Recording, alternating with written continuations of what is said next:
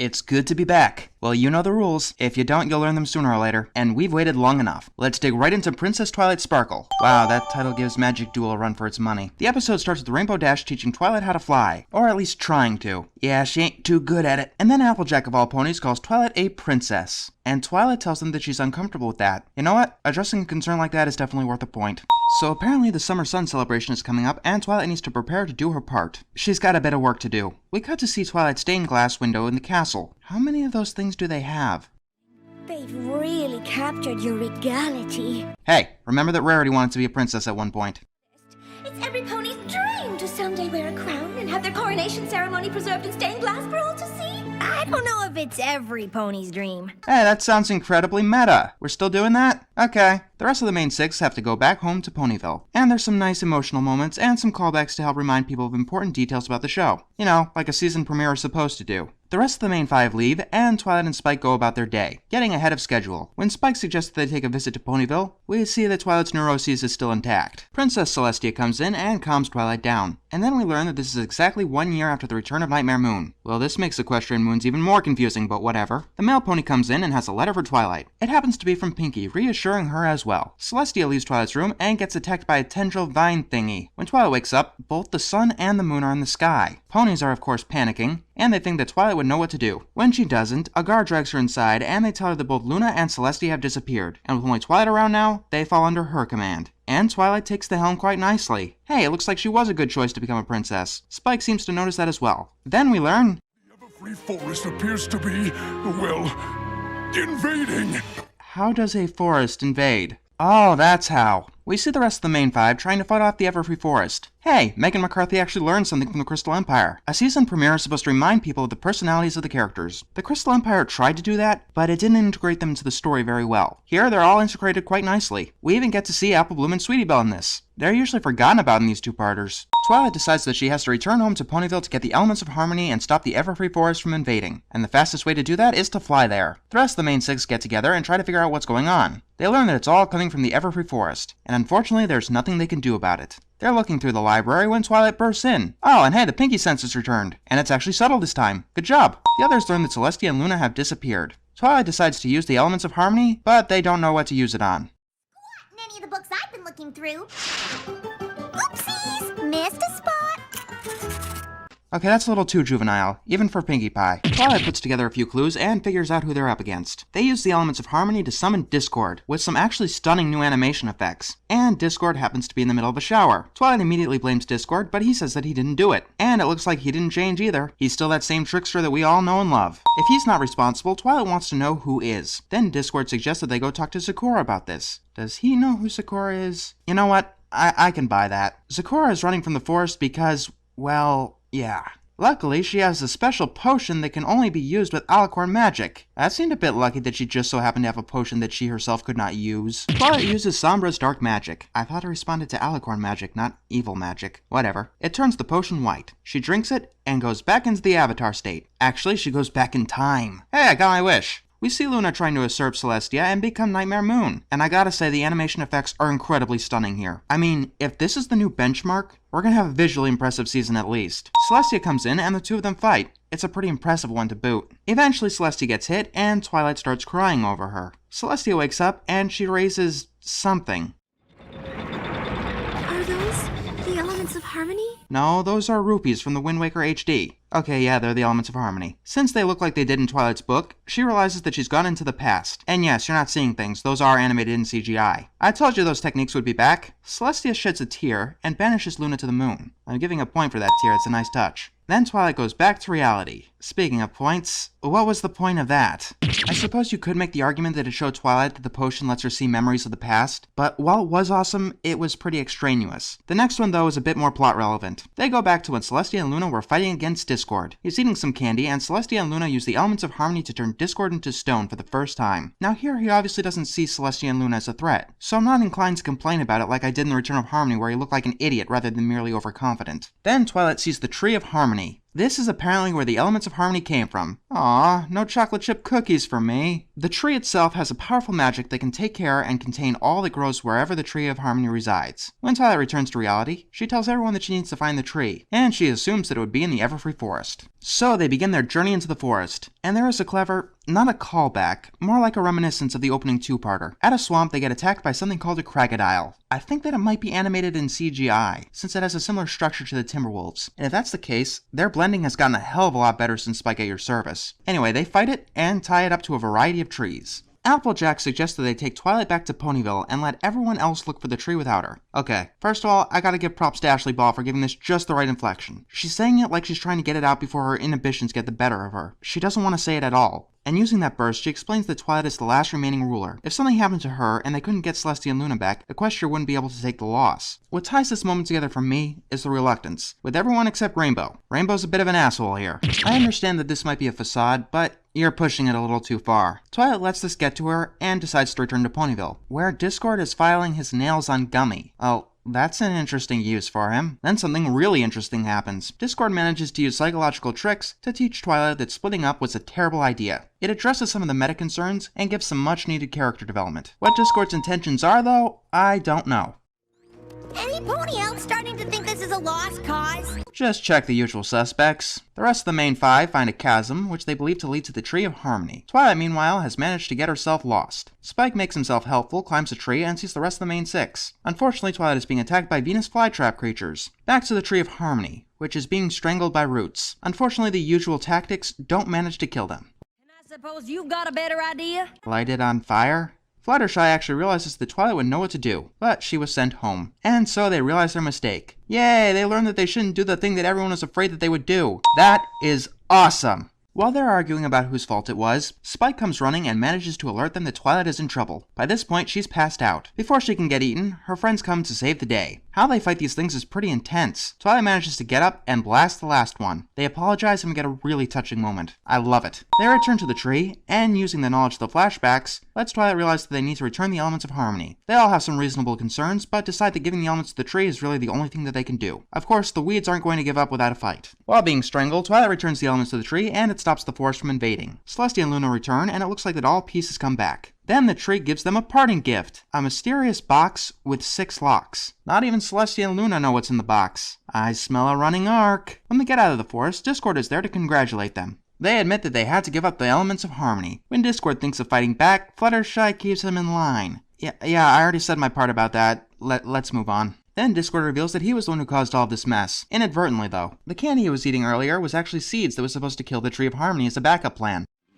Thousands of moons ago. So like 10 years ago then. Considering that according to Apple Family Reunion, they only have one of those every 100 moons. And their last one happened at the Summer Sun celebration, which was exactly 1 year ago to date. And Apple Family Reunion happened before this episode. Just do me a favor please, and stop using moons as a time period. Discord tells Twilight that he didn't tell her this to help her learn a lesson. Wait, is he gonna be like Twilight's advanced teacher now? She's graduated from Celestia and now has an actual troll teacher who isn't even going to bother hiding it? That is awesome. So we get to see Celestia raise the sun on the Summer Sun celebration, and Twilight creates a special star effect. Oh, so that's what she was practicing for in the beginning of the episode. Still, that's Rainbow's thing. Don't take it from her. And that was my new favorite two-parter. It seems like things are back on track. Since the villains were already established in previous episodes and didn't actually have much screen time, Megan McCarthy's greatest weakness was eliminated here, though she actually seems like she'd be pretty damn good at writing Discord. Maybe we're finding a strength and weakness here. The two-parters have always struggled to introduce each of the main six into the plot and not bog down pacing, and though some scenes here were clearly padding, I think they finally got it right. Speaking of which, the padding, as we critics call it, was freaking incredible. I don't exactly know what happened 1,000 years ago pertaining to King Sombra, but it was nice to get a taste. It addressed a lot of the concerns that many people had with Alicorn Twilight, and now you can find me on the side of supporting it. This definitely seems like Megan was listening to all the criticisms lobbied towards the Crystal Empire. People complained that Sombra sucked, so she gave us two villains that everyone loved. People complained that that book wasn't much of a build-up, so she gave us a lockbox that requires 6 keys that definitely can't be opened within one episode. It tied together many previous episodes, especially a lot of the Season 3 build-up that many were expecting in Magical Mystery Cure, and it was just all around awesome. I'm looking forward to a great Season 4.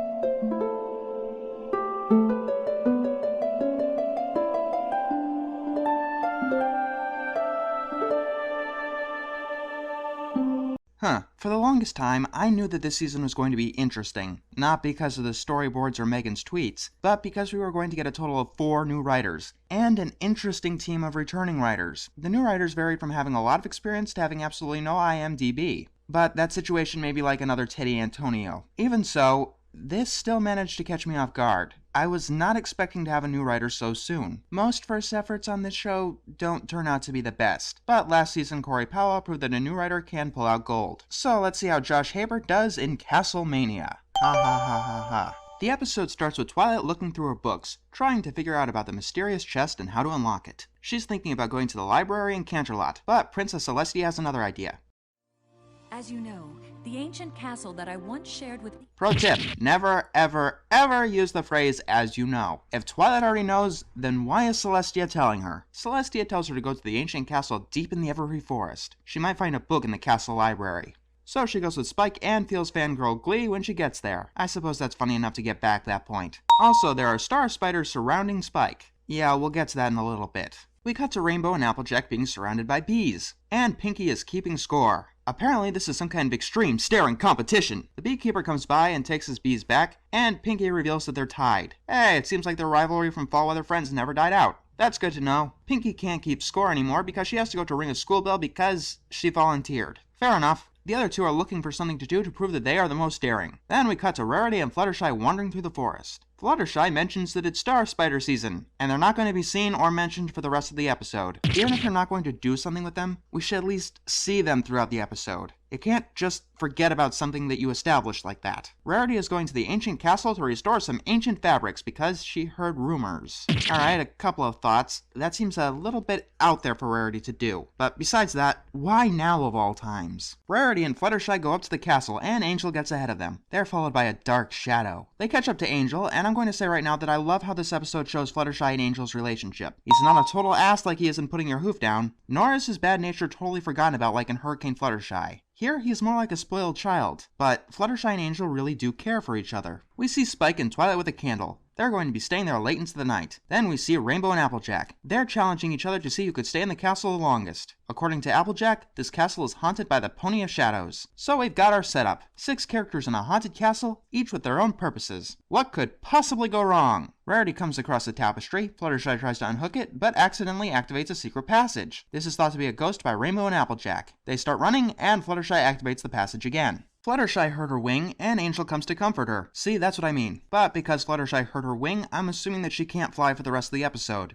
And she doesn't. Angel accidentally activates a trapdoor that plunges Fluttershy and Rarity into a pit. We cut to Applejack and Rainbow running through a CGI hallway. Okay. Then we see the painting from Mystery on the Friendship Express, watching over them. Speaking of which, I'd call this episode a much better version of both that episode and Made the Best Pet Win. The latter kept shoving the answer in our face and couldn't make it any more blatant, and the former wouldn't show us any clues whatsoever to desperately string together a mystery. If you're an adult, you probably know the answer to the mystery in this episode, but it's still a good one for kids. Actually, this episode seems like it wouldn't be out of place as a classic Scooby-Doo cartoon. Back to Spike and Twilight, who are surprised by Angel. He scares Spike, and that opens up a secret passage that leads to something called the Journal of the Two Sisters. Back to Rainbow and Applejack, stumbling through a hallway of disembodied pony legs. Okay, Rarity and Fluttershy are in some kind of pit, and separated from Angel once again. I like this little exchange here. Rarity sticks her hoof through a hole, and that ends up scaring both Applejack and Rainbow. Fluttershy thinks that Rarity felt Angel, and ends up activating a secret passage, leading them out of their trap. Rarity wants to leave, but Fluttershy says that they have to find Angel first, and I think I like this exchange more than the previous one.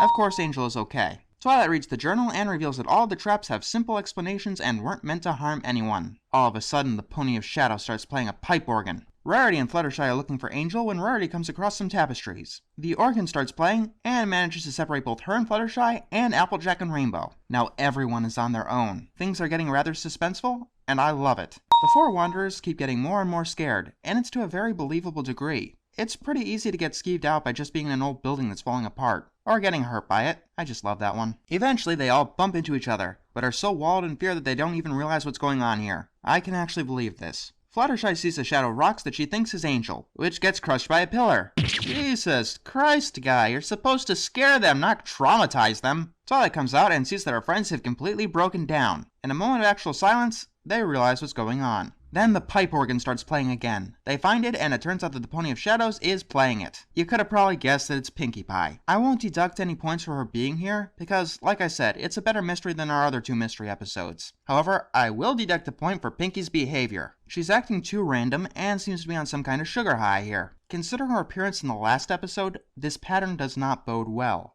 They all stay in the library together, and Twilight gets the idea to write a journal to keep their lessons. We didn't learn anything about the chest, but it looks like we're getting our end of the episode lessons back. That's nice. Oh, look out, it's Sakura! This is an interesting episode to be sure. I like the payoff a lot, but the setup seems rather forced. It's almost like a reverse Baby Cakes, although not that incredibly insulting. Not all of the motivations made sense, and some of them came off as excuses just to get the main 6 inside the castle. But I can look past things like that if the payoff is worth it, and here it is well worth it. There's both a sense of mystery and a very good sense of atmosphere. The suspense builds up as it goes on, and the comedy never gets in the way, except for when Pinkie is around. I suppose that it's a good thing that she was the Pony of Shadows, or it wouldn't have boded well for this episode. Seriously though, writers, I am begging you, do not degenerate her character. The next episode is Daring Don't, which I expect to be a better version of the first issue of the micro-series. Who's writing it, by the way? Huh.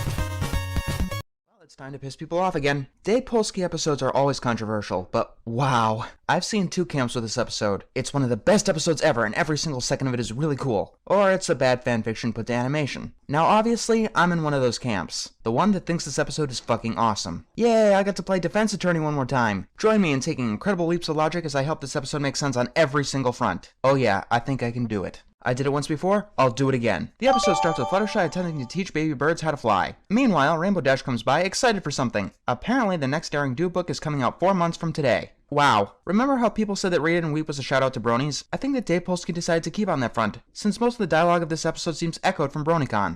Will she at long last stalk the fortress of Talicon, only to be forced to contend with its dreaded and impenetrable arrow defense? Yeah, that was pretty much us, even 4 months ago. Face to face with the vast and horrible Owie Zodal himself? Yeah, we're just gonna call him George. Hey, those birds learned how to fly. That's a nice turn on a classic joke. We cut to 5 days later because why not? In Twilight's house, we see the Pinkie Pie throw a random party for a National Random Party Day. It's time for everyone's favorite part of the review. Is Pinkie Pie in character? For the past couple of episodes, she's been a complete idiot playing with coloring books and banging her head on the inside of a bell because why not? Here, she's throwing a party for a holiday she presumably made herself. Ding ding, she's in character. She's actually an adult for once. You might say the secret ingredient is a secret. It's gummy, isn't it? We learn that the release of the next Daring Do book had been pushed back. The publisher said that AK Yearling won't be able to finish the book for another 2 months. Apparently, Twilight knows everything about AK Yearling, which is kinda like an issue of a comic series that shall not be mentioned. That gives Rainbow an idea. She wants to know where Yearling lives in order to help her start writing again. Needs help dealing with whatever everyday nonsense is distracting her from spending her every living, breathing second writing. Anyone else getting a real misery vibe from this? They start traveling on what clearly seems to be a map of Equestria. Let's present our first piece of evidence, an actual official map of Equestria. These locations clearly correspond to actual known locations. After all, that looks like Cloudsdale, and there are many railroad tracks. With careful consideration, AK Yearling lives roughly here. This will be important later. If you don't believe me, Pinkie left a red line in order for you to judge for yourself. They go find AK Yearling's cottage, and it's been ransacked. Either that or Maybe AK Yearling's just a terrible, horrible, unbelievable snob. That's actually a very valid conclusion. That's what makes Pinkie in character. Her conclusions have some semblance of logic, some relation to reality. There is no way that coloring books would tell her about plants conquering Equestria, but Yearling being a slob is actually a possibility. All of a sudden, AK Yearling comes inside the building and oh my god, she looks like Octavia. And apparently she writes her books in binary, and keeps artifacts in certain ones. Twilight pulls Rainbow outside, and they see some sort of thieves breaking into the house. And it turns out AK Yearling is Daring Do. oh geez, thanks. Spoilers. No. It's not true. That's impossible. Objection! No, it's not. At all. If this is Daring Do, that means that all of her books are technically non-fiction. Yeah, the contents of all those books really happened. Considering that George is going to come back in this episode, and Rainbow even outright said that George is Daring's nemesis, we can infer that he's the antagonist in each one of Daring's books. The biggest complaint towards this episode is why doesn't Celestia and Luna know about George and Daring's exploits? Let's think about this. Yeah, we're doing that again. Quite honestly, I'd be more surprised if Celestia and Luna knew about George. Why did they know about Discord and Sombra? Because they became a threat that at least partially succeeded in what they wanted to do. Daring Do always wins. I think that that's safe to assume. She's alive, isn't she? George never became a threat because Daring always stopped him before he had the chance to win. Why would you tell the authorities who have more important things to do about a situation that you could already handle yourself? Finally, there's the question of why Daring decided to write down her adventures. Now, it really doesn't matter why. It could have been for some kind of money, create a dual identity, etc. Here's my theory. The books are a failsafe. If Daring Do ever failed and George actually did become a threat, everyone would realize that he was real. And with the books, they'd have all of Daring's experience available to them. Check and mate. My mind is officially blown. Oh, you mean the comics where they lasso the fucking moon and walk straight to it through the void of space? I think we can let that inconsistency slide. Besides, the comics are only barely canon. You want inconsistencies? Why is it easier to turn an apple into a carriage than it is to turn an apple into an orange? Anyway, Daring Do fights for the ring, and I love how the main six are watching it like it's a television show. Why aren't they doing anything? I think they're still processing the fact that this is real. I mean, like I said, they're watching it like it's a television show. You take some time processing your favorite fictional character coming to life too. This guy comes in and takes the ring. Stealing the ring to give to him, so his hold on the fortress of Talicon will be good for 8 centuries. I'm taking it that AK Yearling isn't the best writer since that was solely exposition. But then again, I think that was the intent here. Besides, the exposition isn't too useful to us. Eventually, Fluttershy realizes this is actually real and reminds them to go in to help. They come in and Daring Do says that she handles her business alone. Scattered to the 4 corners of Tenochtitlan, thus rendering the dark enchantment powerless? Only if you assume that the rings have yet to be retrieved. It's like looking in the mirror. Yeah, Polsky really knows how to write fanatics of something. After all, isn't that what I just did? We're going to need a carefully thought out plan. I'm coming, Daring Do! That's not a plan! It's called Blitzkrieg. It's a very popular plan. Rainbow finds Daring Do and begins processing what's going on and starts fangirling. Is that in character for her? Oh my gosh, oh my gosh, oh my gosh, oh my gosh, oh my gosh! I'm hanging with the Wonderbolts! Yes. Daring Do tackles Rainbow and doesn't seem too concerned. Then Rainbow starts fangirling over Daring Do again. Hey, it looks like Rainbow and Scootaloo has more in common than we thought. Rainbow wants to help, but apparently Daring works alone. I work alone. Well, I see no reason why I can't come along. I know the sound of each rock and stone, and I embrace what others fear. You are not to roam in this forgotten place. Just the likes of me are welcome here. Now here we get the stupidest line of the episode, and the only part of it that I don't like. Work always involves secrets, and since you never know who you can trust, it's best never to trust any pony. I want to keep my life a secret, so I'm gonna publish it in a book series. They come across the thieves eating over a campfire, and Daring Do starts rubbing mud over her face. I'm above that joke. Anyway, she puts on a disguise and drops a pile of gold there, asking to buy the artifact. Hey, that's another reason for her to have a job as a book author. Of course, they accept Daring's offer, but George appears out of the woods and he wants the ring. Daring takes the ring, and we get my new favorite joke of the whole damn show. Now, Risotto, you know I love you, but I can't give you the ring till I've properly proposed. It's Rainbow's face there that makes the joke. George summons his minions, and we actually have an intense fight scene. Rainbow sees Daring's hat, and makes an idiot out of herself, which gets Daring Do captured. You know, just because a character acts like an idiot doesn't mean that they're out of character. Dash has stupid moments. And she does feel guilt over what she's done, as George takes Daring Do to an Aztec temple. And before you complain about the Aztec temple, Canterlot is based on English architecture, Cloudsdale is based on Greek architecture, and the Crystal Empire is based on French architecture. I don't think it's too far-fetched to have some Aztec architecture in the vicinity. Twilight and the others come in, and yes, I will say that the rest of the main six should have been excluded from this episode. Twilight and the others convince Rainbow, and we get a pretty good moral. Rainbow put Daring so high on a pedestal that she's doubting her own self-worth. Wow, that's an extremely relevant moral. Like, it's a moral that I need to know as I'm writing this review. How do you do that? George has trapped Daring in a temple trap and plans to unleash 800 years of sweltering heat. Who's to say that it affects the sun? The ritual could affect the ozone, creating a global warming kind of effect. You do know that Canada has summers too, right? And they can get pretty warm. a pit of water full of piranhas starts rising, and Daring breaks out of her prison. As she falls, Rainbow swings in to save her, and Rainbow gives her her hat. As the ritual begins, the rest of the main six break in, and we have a pretty nice climax. Rainbow and Daring start lifting the rings off. If they lift the bottom one, the entire fortress will collapse. And Daring learns that having a little help can be handy. Rainbow tells everyone else to run, and they escape as the temple crumbles. Then they smash the ring. Rainbow gets a new book, and apparently she's in this one. Yep, I now think Daring Don't is the most underrated episode of the show, beating out, I guess, the Crystal Empire. And before that it was, geez, gripping the brush off. Alright, first and foremost, I will admit that this episode would have been better off if the entire thing was a dream. Normally that ending is a slap in the face, but I think this episode would have been better off for it since most people had trouble handling the concept.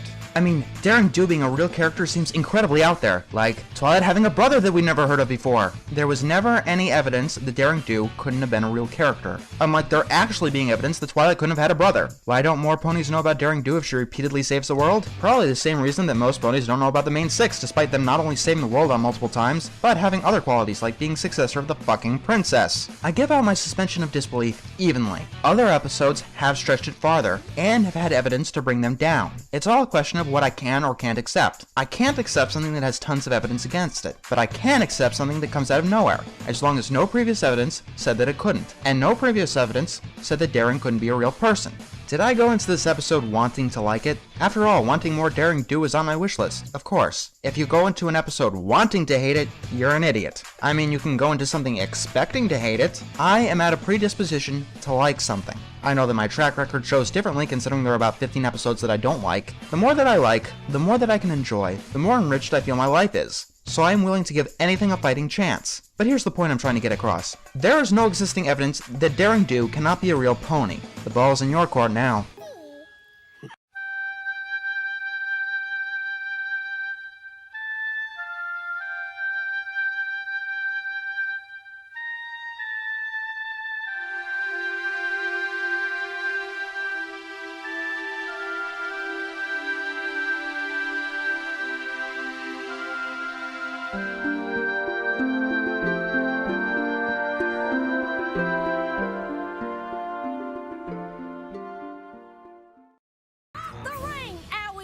Whatever your name is. So, Daring Don't is an interesting episode to be certain, and the opinions on it have been quite divisive. The naysayers say that nothing in the episode made sense whatsoever, and my review went into detail about how these leaps in logic were nothing more than piddling little hops. It's a fridge logic sandwich type of episode, kind of like Magical Mystery Cure. The first time you watch it, you enjoy it. The second time, you notice all the plot holes. And the third time, you realize how much sense everything actually makes. Apparently, I didn't go into all the plot holes of the episode, mostly because I didn't think that they were big enough to address. I would like to let sleeping dogs lie, so I'll finish this off before we get our new episode. What if Celestia does know about Daring Do's exploits, as alluded to by Dave Polsky's tweets? Whether Celestia knows or doesn't know about George, he's still a small potatoes villain who hasn't succeeded in what he wanted to do. Remember that Trixie did succeed in what she wanted to do, and she was dealt with before Celestia needed to intervene. What if Daring Do has more enemies than George? The point still stands that Daring Do always wins. Any villain she fought would have failed. Wouldn't the characters in A.K. Yearling's book line up to real ponies? She probably used false names for them. Why did no one notice that Twilight was an alicorn? Besides the entire episode being in the heat of the moment, the same reason that you didn't notice the eye color of the guy who served her coffee this morning. If he had green eyes, you didn't notice, despite it being a rare eye color. It's realistically something that no one would notice. Why didn't Daring destroy the ring in the first place? Her plan was to destroy the temple. Daring flat out said that was her plan. If we can remove the giant ring at the bottom, the whole fortress will collapse. Was this your plan all along? I had to find a way to get into the fortress. Also notice, the ring that she had at the beginning was the smallest ring. The one she destroyed at the end was the biggest one. Twilight actually did tell us how George's plan would give the world sweltering heat. True, but in Book 4, she defeated Awazodal and secured control of the Amulet of Atonement, dispelling the dark magic of the Quetzalcoatl Empress, and thus protecting the basin with the radiant shield of Razdon. Yeah, this was an oversight on my part. George needed the rings to destroy an enchantment. The nerd battle between Rainbow and Twilight actually did tell us some minor details. I was just loving the fact that they were having a nerd battle a little too much. And yeah, Daring wanting to destroy George's temple was also revealed there. You used headcanon to justify the plot holes in this episode. No. One of the most important words that a critic could use is could. The things that I suggested could have happened, and therefore there is reasonable doubt, so to speak, as to the impossibility or implausibility of the episode. The question becomes, are the things that I proposed unlikely? That's up for each individual user to come up with. I mean, Why doesn't Celestia do anything as a plot hole in every episode? Storm of the Century, Dragon Shy, Sonic Rainboom, Over a Barrel, Too Many Pinkie Pies. Celestia only gets involved if the situation is too harsh for common ponies to deal with, like in Lesson 0. And in an environment when a large segment of the population could do magic and another large segment of the population can fly, I'm surprised that there aren't more adventurers. I mean, someone's gotta keep the shops like the one seen in Magic Duel afloat. Rainbow Dash was still fangirling more than normal. She had built up a resistance to fangirling around the Wonderbolts, but those defenses are pierced when something suddenly spectacular happens. How would you react if your favorite literary character suddenly appeared behind you? Hope he's not a serial killer. Why couldn't this episode involve Spitfire instead of Daring Do? Because then Rainbow's fangirling would have been out of character. Besides, we already had an episode like that. It was called Wonderbolts Academy. I came to the conclusion that there was no evidence that Daring Do couldn't have been real. Any evidence to the contrary is just as speculative as evidence to it before this episode. It was merely assumption that she was not a real character. People proposed questions, and thus I proposed answers. The answers were heavily based on logic and based on things we've seen. Wouldn't ponies know about Daring Do's exploits? Shouldn't the Canterlot Elite have known Twilight, student of the Princess and Sweet and Elite? And where was her brother during her party in the castle in which he worked? Is Sweet and Elite any less of an episode due to that fact? Yeah, there's an off chance that someone will answer yes to that question, but it's a pretty common opinion that Sweet and Elite is one of the best episodes of the show. It's not like I'm saying that no one should care about Twilight being an alicorn because no one cared about Ne'er-Do-Well being an alicorn. Remember what I said in my Is Friendship is Magic Going Through Seasonal Rot video? If you hit anything hard enough with a hammer, it'll break. I, personally, can do a negative review of Hurricane Fluttershy if I wanted to. There's enough material for me to do so. And now, one criticism defending the episode lodged at my review. Daring Do may have written in the books in order to keep her life a secret, therefore making everyone think that her exploits are fictional. Hey, you guys are good at this. I was referring more to the fact of how the episode was written. I mean, that's a situation where the episode owes us an explanation. It could definitely have been justified, but it kinda made me take a sideways glance. I guess that poses an interesting question. What am I willing to justify?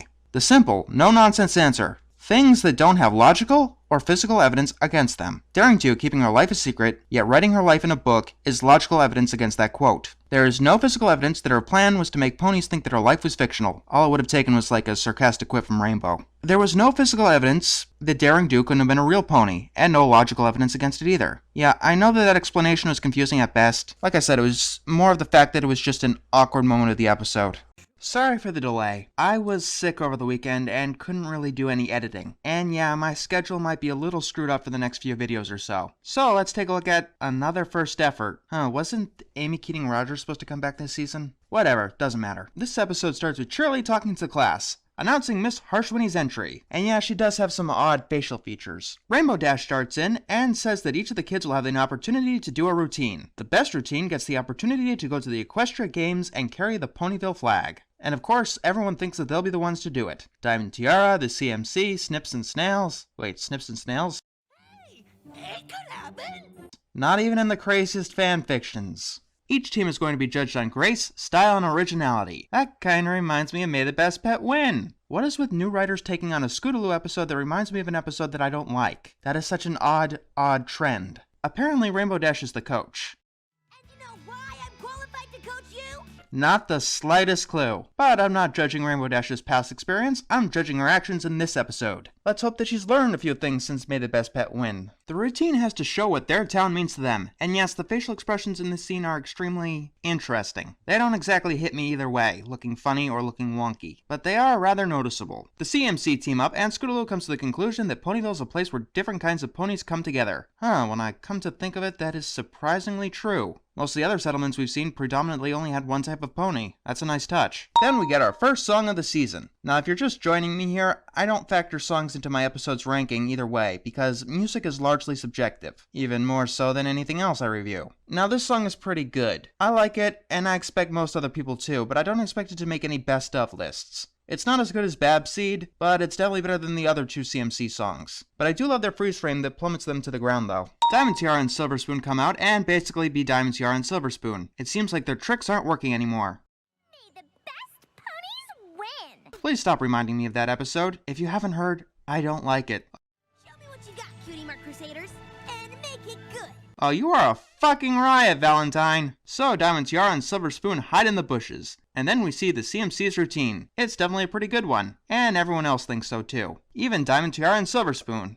But how do we stop them? We already called them blank flanks. Okay, that was a good one. Then Diamond Tiara gets a new idea. and hit Scootaloo where it hurts, her inability to fly. Alright, first thought, this is the entire point of the episode, and we're 11 minutes in. Second thought, wow dude, you got some serious balls. Or someone does, taking on ableism like that. Third thought, can I kill Diamond Tiara and Silver Spoon? I really don't think that anyone would miss them. Now let's do some math. 1 point lost for the wonky pacing, but 2 points given for taking on a mature subject matter. That gives us a net gain of 1 point.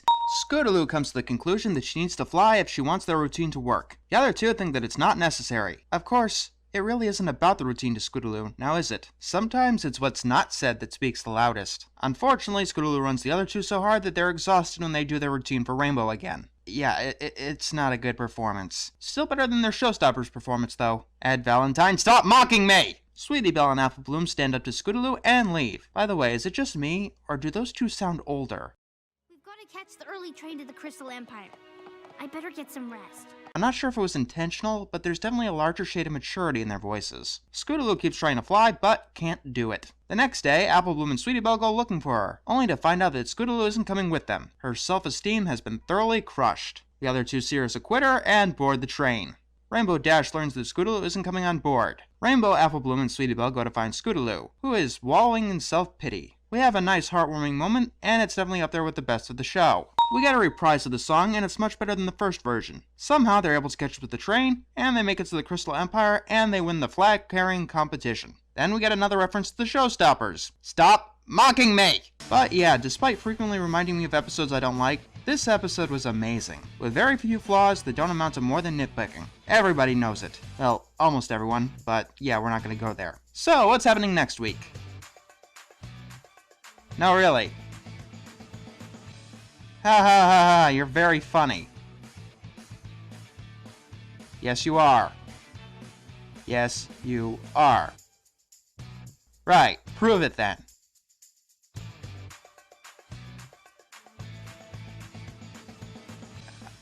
I think I'm going to have to go lie down again. See you all next time.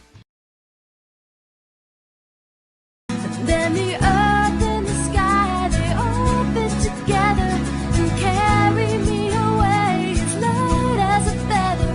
Chase the clouds from the ground in the big blue sky. Don't wanna watch it all go by, so I'm gonna fly higher than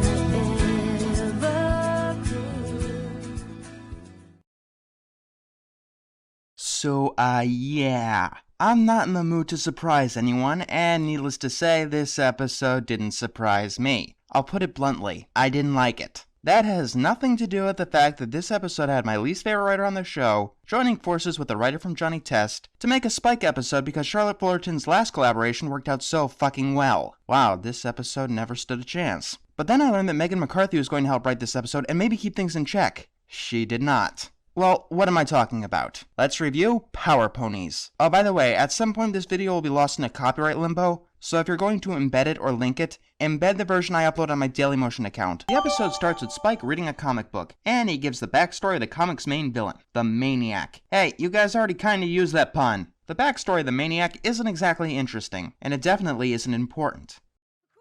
The Maniac wouldn't have even known if Humdrum hadn't slipped up and told her all about it. The Power Pony's bumbling and totally useless sidekick. exposition, push it out ASAP. You know what would be a lot more interesting? If we actually saw all the comic panels as Spike was talking.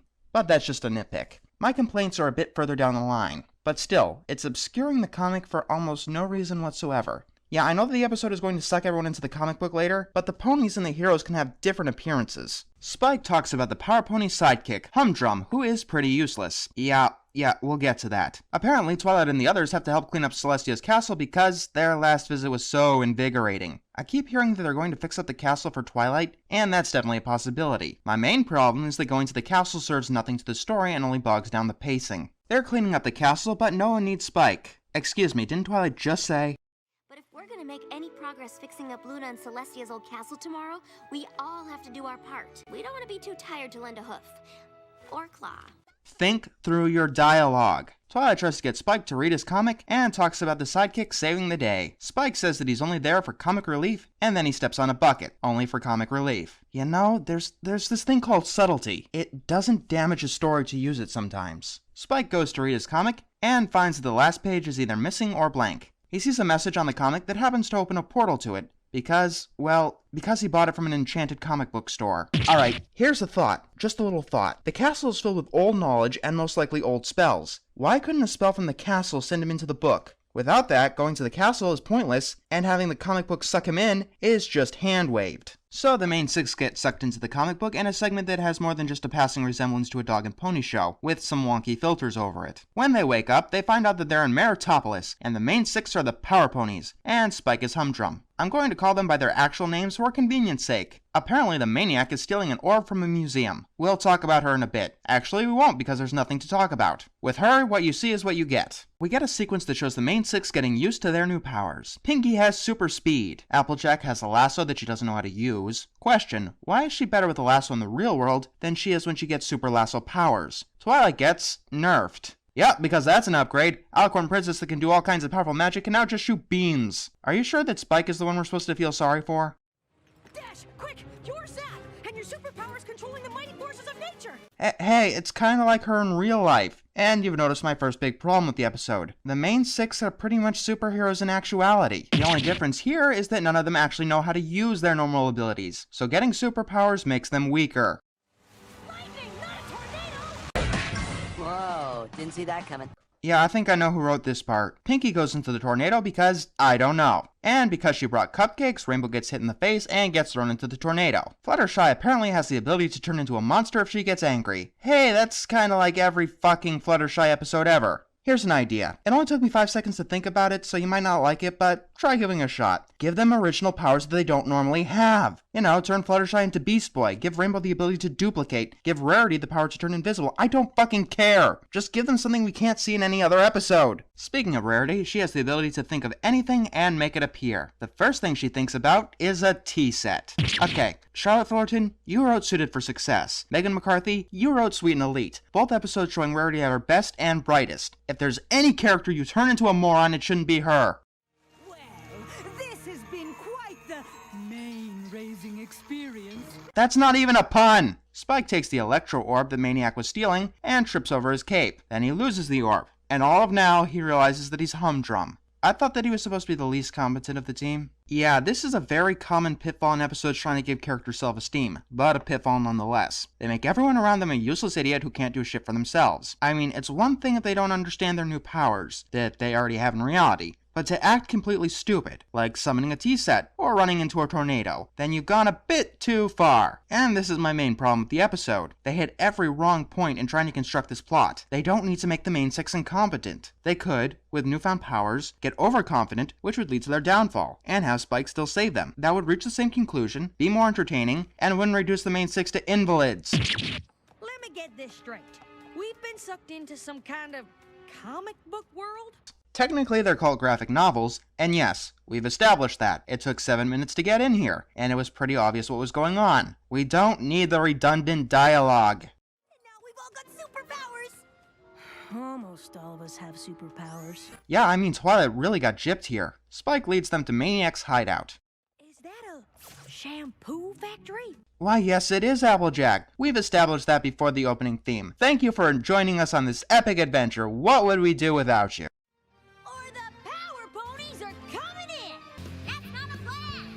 Alright, it's starting to get old. Spike decides to hang back because, you know, Robin never did anything in Batman. The bad guys come out, and... Freeze ray! Snowballs. Yep, Question, why is Rarity instantly able to master a power she never had before? And yet Applejack, Twilight, and Rainbow are having trouble with powers that they've had all of their life. Can we get some consistency, please? Either they can all control their powers, or none of them can. You can't pick and choose like that. And Fluttershy is just as useless as Twilight in this battle because, take a guess. Can it be like something we've seen in so many other Fluttershy episodes?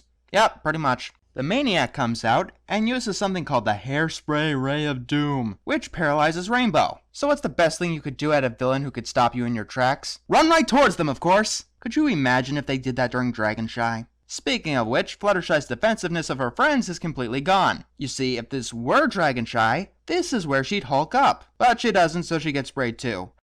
Humdrum, why in all of Metropolis would I use the hairspray ray of doom on you? Fuck subtlety, am I right? What am I supposed to do? I'm useless. Yeah, Spike never does anything useful ever. That brings me to my next point. Wouldn't you think that Spike would have already learned this lesson? Fused with both of his exploits from Owlswell that ends well, where he learned that he can't be replaced, and the Crystal Empire, where he was responsible for saving said empire.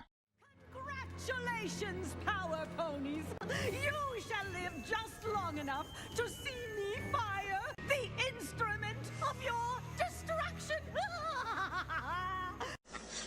So now I'm in deep trouble. I mean, one more joke this death ray, and I got it. Somehow I managed to find cover in what the Spared Von Rufus do.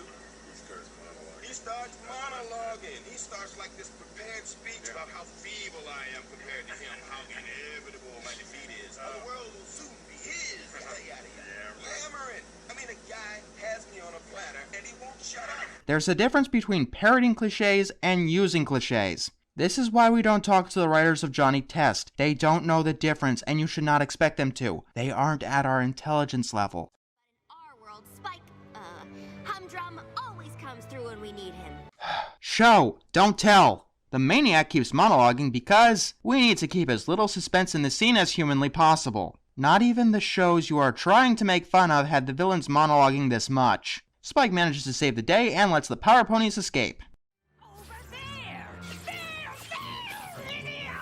You know you have powers too, right? You're insane, not stupid. There's a difference. By the way, Rarity's superpowers are incredibly broken. I like it how the villain is just sitting there with her fully powered laser while her henchmen are getting their asses kicked and doing absolutely nothing. Fluttershy doesn't want to power up, but then the maniac crushes a bug. This makes Fluttershy go crazy. Bravo, guys, you finally learned how to do a parody. The problem is, it's not a parody of superhero shows. It's a parody of Friendship is Magic. You guys are parodying yourself. That's not a good thing. The maniac gets tied up because I don't know, and the main six get ejected from the comic book. Then the comic book disappears. Wow, that was pointless. You know, that's why I was glad that Daring Don't wasn't a dream or a fanfiction. It means that the episode actually had purpose. This episode doesn't. I mean, there was a golden opportunity for one of the keys to the chest to be in the comic, so it uses a spell to get them into the comic in order to retrieve it, and then you actually have a purpose for this episode. But no, instead it can be as forgotten as Spike's comic that disappears because I don't know. This episode had a lot of potential, and there were many different places that they could have taken it, but they took it towards none of them. But that's not what bothers me. What bothers me is how nerfed the main six had to be. They knew how to use their powers only when the plot demanded that they use their powers, despite being very similar to their real-world powers, to the point where half of the time I couldn't tell the difference. You don't have to make other characters useless to make one character feel useful. In fact, doing that undercuts the message you are trying to teach. I'm pretty sure they were going for a parody with the superhero cliches. Here's the thing. They weren't making fun of superhero cliches, they were just straight up using superhero cliches. If you want to do a parody, you've got to mock the cliches. If you're doing a story in earnest, then you should use as few cliches as possible. The moral wasn't one that Spike needed to learn. Hell, when I come to think of it, wouldn't it have been a better moral for Fluttershy? Isn't she the one who's more prone to feeling useless? No, I'm not angry at the what could have been, although there's a hell of a lot here. I'm angry at the lack of subtlety, the obvious moral, inconsistent powers, poor usage of superhero cliches, very bad story structure, and the flanderization of at least Rarity. And before you say anything, no, I'm not actually mostly mad at Charlotte Fullerton, although she's most likely to blame for the inconsistent powers. Having a poor villain and characterizing side characters poorly, these are the hallmarks of Megan McCarthy. So yes, out of my least favorite writer on the show, a writer from Johnny Test, and my favorite writer, I'm saying the one who done screwed up this one is my favorite writer. Whoa, didn't see that coming.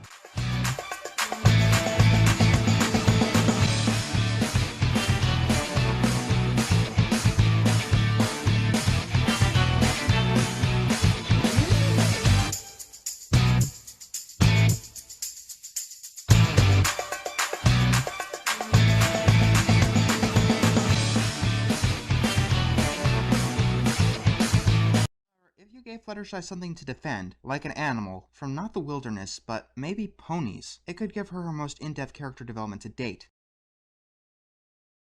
Wow, you finally did it! After a long time of trying as hard as possible, you finally did it. Oh, I'm not talking about Meriwether Williams finally writing an almost unanimously liked episode. I'm not even talking about her writing an episode that wouldn't feel out of place in Courage the Cowardly Dog. They finally made a title worse than Magic Duel. That is an accomplishment. But seriously, a lot of people have been noticing quite the change over the show as a whole. 2 episodes of Season 4 are horror-themed, and all of the episodes of Season 4, with the exception of Flights to the Finish, feel like they would be more in place in the Twilight Zone than in My Little Pony. That being said, we're only 7 episodes in. There's still about 20 to go. Before I make any conclusions of the show changing its audience tone, etc., there's a large chance that these patterns we're seeing is just pure coincidence. That being said, if this is truly a change, it's a change that I happen to love. I mean, why wouldn't I? I'm into the horror stuff like the aforementioned Courage the Cowardly Dog and the Gregory Horror Show. This episode starts with Applejack watching the sun rise over her farm. She kicks a tree, and an apple turns into mush in her hooves. Apparently, something worth fearing has returned, and we actually see it immediately. How long did that take? Right, not 7 minutes. This episode has started pretty much immediately. I like a plot that's willing to get going and not bog us down with redundant or extraneous details. Blah blah blah blah blah. I'm going to hold all of my punches towards Power Ponies. For now at least. Applejack rings a bell calling all of her friends, saying that vampire fruit bats are attacking her farm. Then Applejack reveals a giant apple that she's determined to protect. Applejack, when you go big, you really go big! A very minty Christmas gave the shippers enough ammo, thank you very much. Fluttershy, however, tells her that the animals can be reasoned with. She tries to do so, but they don't listen to her. It's going to take Fluttershy some time to get the hang of things with them. Applejack, however, wants them to get out of there pretty much immediately. Then we get our song for the episode. I really like this one. It feels like something right out of The Nightmare Before Christmas, but people haven't made that comparison before. What sticks out to me the most is that it shows both sides of the conflict neatly, and the instrumentation completely changes depending on who is singing. The only thing that I don't like is when the rest of the main 6 start chanting "Stop the Bats." Not because it makes them sound like assholes, but because it sounds incredibly disoriented. These animals are clearly seen as vermin. If you had a bat in your attic, you'd probably want to get rid of it too. Fluttershy suggests that they set up a sanctuary for the bats, and tells Applejack the benefits of such a prospect. Of course, Applejack wants to get rid of the bats as quickly as possible, because she had heard stories of a horrible shortage due to them. Rainbow Dash learns that this would vastly reduce the cider output. And did M.A. Larson write this episode? It feels a lot like an M.A. Larson episode. I know it was credited to Megan McCarthy, and actually written by Meriwether Williams, but with all the callbacks, the more mature tone, and the world building, it feels a lot like an M.A. Larson episode. That's a good thing, by the way. Cider! We need to round up these monsters and we need to do it now! Monsters? They look like monsters to you? Don't worry. It's just a joke. Oh, and that line is extremely important for the rest of the episode. The parasprites were first referred to as animals, and then pretty much as bugs. The vampire bats are flat-out monsters to the ponies, sans Fluttershy. Speaking of parasprites, Twilight wants to use pretty much the exact same plan. Yeah, I can't justify this. If it didn't work once, chances are it's not going to work twice. Now about the moral implications. To everyone except Fluttershy, these creatures are outright stated to be monsters. It wouldn't hurt to hammer in that point a bit harder, but the point still stands. Destroying or exterminating monsters is not morally wrong. You come here and enjoy spilling their blood. And listening to them cry out.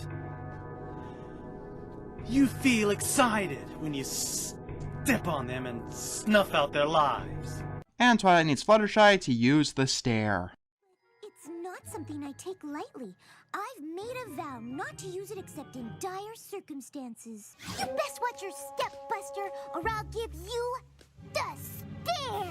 Yes, it was stated that Fluttershy could not control her stare in Staremaster. But when I come to think of it, that was the only episode where she couldn't use her stare on command. Each and every episode since then, she seemed to be in full control of it. Hell, even by the end of Staremaster, there are hints that she knew what she was doing. I like this version and explanation of the stare much better, and it's the first inclination since ever that Fluttershy actually has a fucking moral compass. Unfortunately, Fluttershy is still susceptible to peer pressure. The rest of the main 6 convince her to use her stare on the bats. Before they can do that, they need to round up all the bats to get them in one place. Some apple mush falls on Rarity, and she practically gets attacked, which is another clue to make the audience think that these creatures are monsters, because they have a pretty damn frightening appearance. So Fluttershy uses her stare, and Twilight uses her spell, and it seems to work. Wait a minute. Twilight spells never work as intended.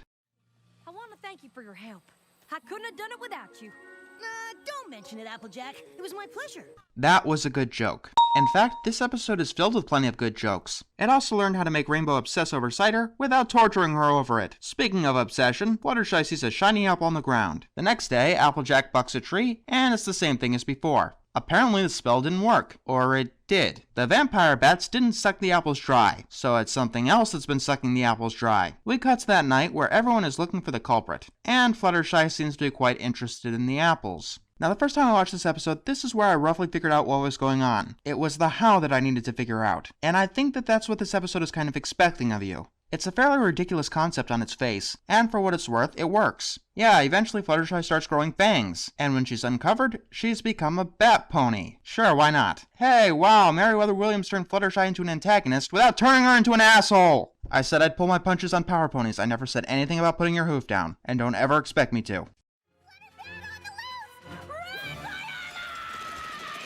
And now it's everyone's favorite part of the review, is Pinkie Pie in character. Yes, moving on. But seriously, nothing she does in this episode is out of character for her, and each joke with her made me laugh in this episode. Twilight summons a computer screen to explain that she accidentally transferred the bat's desire to be bats to Fluttershy. That's good enough for me. Oh, by the way, can anyone please point me towards the background music for this scene? I really like it. They decide to go looking for Fluttershy, but she's transforming more into a bat. Speaking of that, why does this episode have more Castlevania references than Castlemania? While they're tracking her down, Applejack feels a bit of sadness for possibly losing Fluttershy. Oh my god, she does have emotions. In fact, she has so many emotions, she's willing to sacrifice her giant apple to attract Fluttershy. Hey, Chekhov's gun used properly. Nice work. By the way, I'm still waiting on one of those keys. Twilight has a plan to get Fluttershy to use the stair on herself. Fluttershy flies towards the apple, it gets kicked out of the way, and she ends up looking at herself in a bunch of mirrors. It works enough to keep her distracted, and Twilight sends the doves back to the fruit bats. Okay, is that some kind of reference I'm missing? Oh, by the way, I love the little exchange here.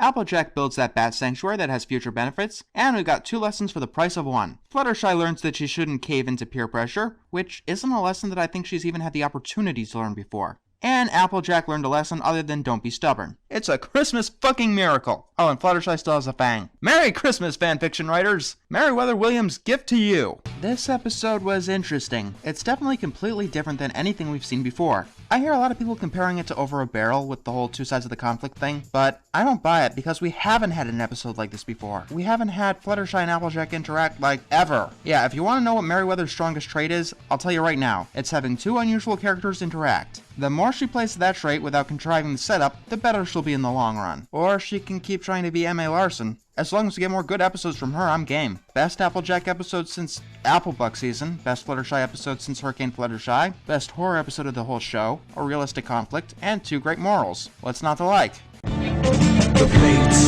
were kind, they let me in. The dragon's lair, the den of sin.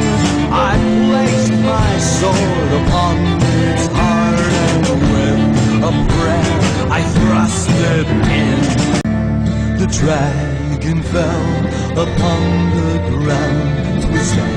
I heard a whimpering sound. A dragon linked to his father clung to only fought to protect his young. Last episode, I said that the 8th episode would be cursed. That's definitely an odd thing to note, so let me explain. There's been a trend that the 8th episode of each season has been subpar. Season 1's 8th episode was Look Before You Sleep, which I thoroughly bashed. Season 2's episode was The Mysterious Ne'er-Do-Well, which everyone thoroughly bashed. And Season 3, well, the 8th episode aired was the Apple Family Reunion, which, well, everyone just shrugged off, so I guess that's an improvement. So yeah, if you're superstitious, you might say that 8 is Friendship is Magic's unlucky number. However, there was another trend, that Rarity never had a bad solo episode. Perhaps Megan McCarthy noticed these 2 trends and decided to pit them against each other to see which one would win. Let's see for ourselves. The episode starts with the main 6 going to Manehatten because Rarity is going to enter a fashion contest of some kind. And Rarity has given all of her friends tickets to a musical. So they arrive at Manehatten, and we've just taken the setting. It's going to be extremely odd hearing me say this, but the characters feel very out of place in a big city like this. It's just a personal gripe, so no points added or subtracted. Dave Polsky actually throws us a good lampshading joke, and we get our song for the episode, called Generosity. It's the best song of the season so far, and yes, I am counting apples to the core on that.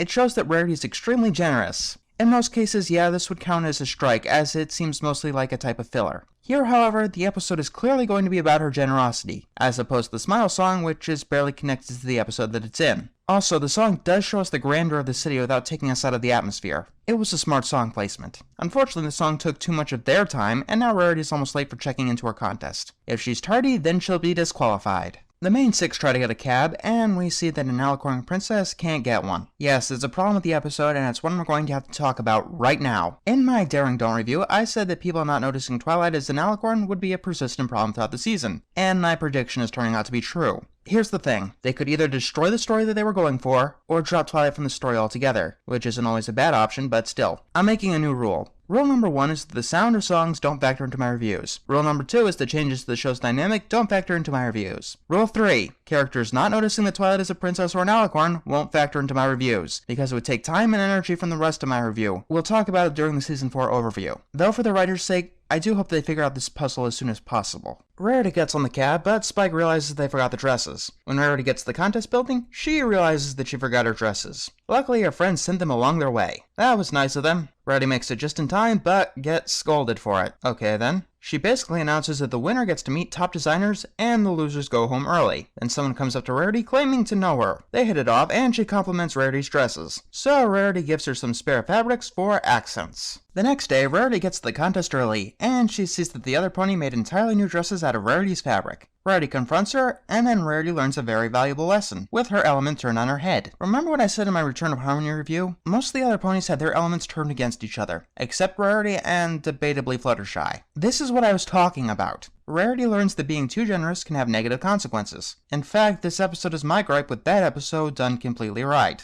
Then we see that Rarity's competitor is an asshole to her assistant, Coco Pomel, and Rarity goes crying away. The rest of the main six are laughing and enjoying their time in Manehatten, so Rarity explains the problem. Rarity looks through the hotel room and gets an idea to make a whole new line. That's interesting. And she gets her friends working, turning the hotel stuff into a new fashion ensemble. You're gonna pay for that stuff, right? And hey, look, Rarity is blind to her friends' overwork, going so far as to guilt-trip them. But she actually has a reason to be doing this, so it's like suited for success in reverse without the contrivance. Now the humor in this episode is rather odd. Not the usual Dave Polsky fare. Yeah, there's a lot of that. It makes me feel like I'm watching a parody of Friendship is Magic, or at the very least someone else's review of an episode. It isn't as out there as Flutter Hulk from Power Ponies, but yeah, if there was one gripe I had to give this episode, it's that the humor comes off as odd rather than funny. A Dave Polsky episode where the weakest part is the humor. Guys, I think I've gone fucking insane. Rarity presents her designs, and those cameos are confusing. Rarity is competing to meet people she already knows and has done business with. Whatever. Rarity realizes that her friends didn't come, and she realizes that she's been a thankless asshole. One of the borders shimmers, and that causes a shimmer in Rarity's eye. I have no idea.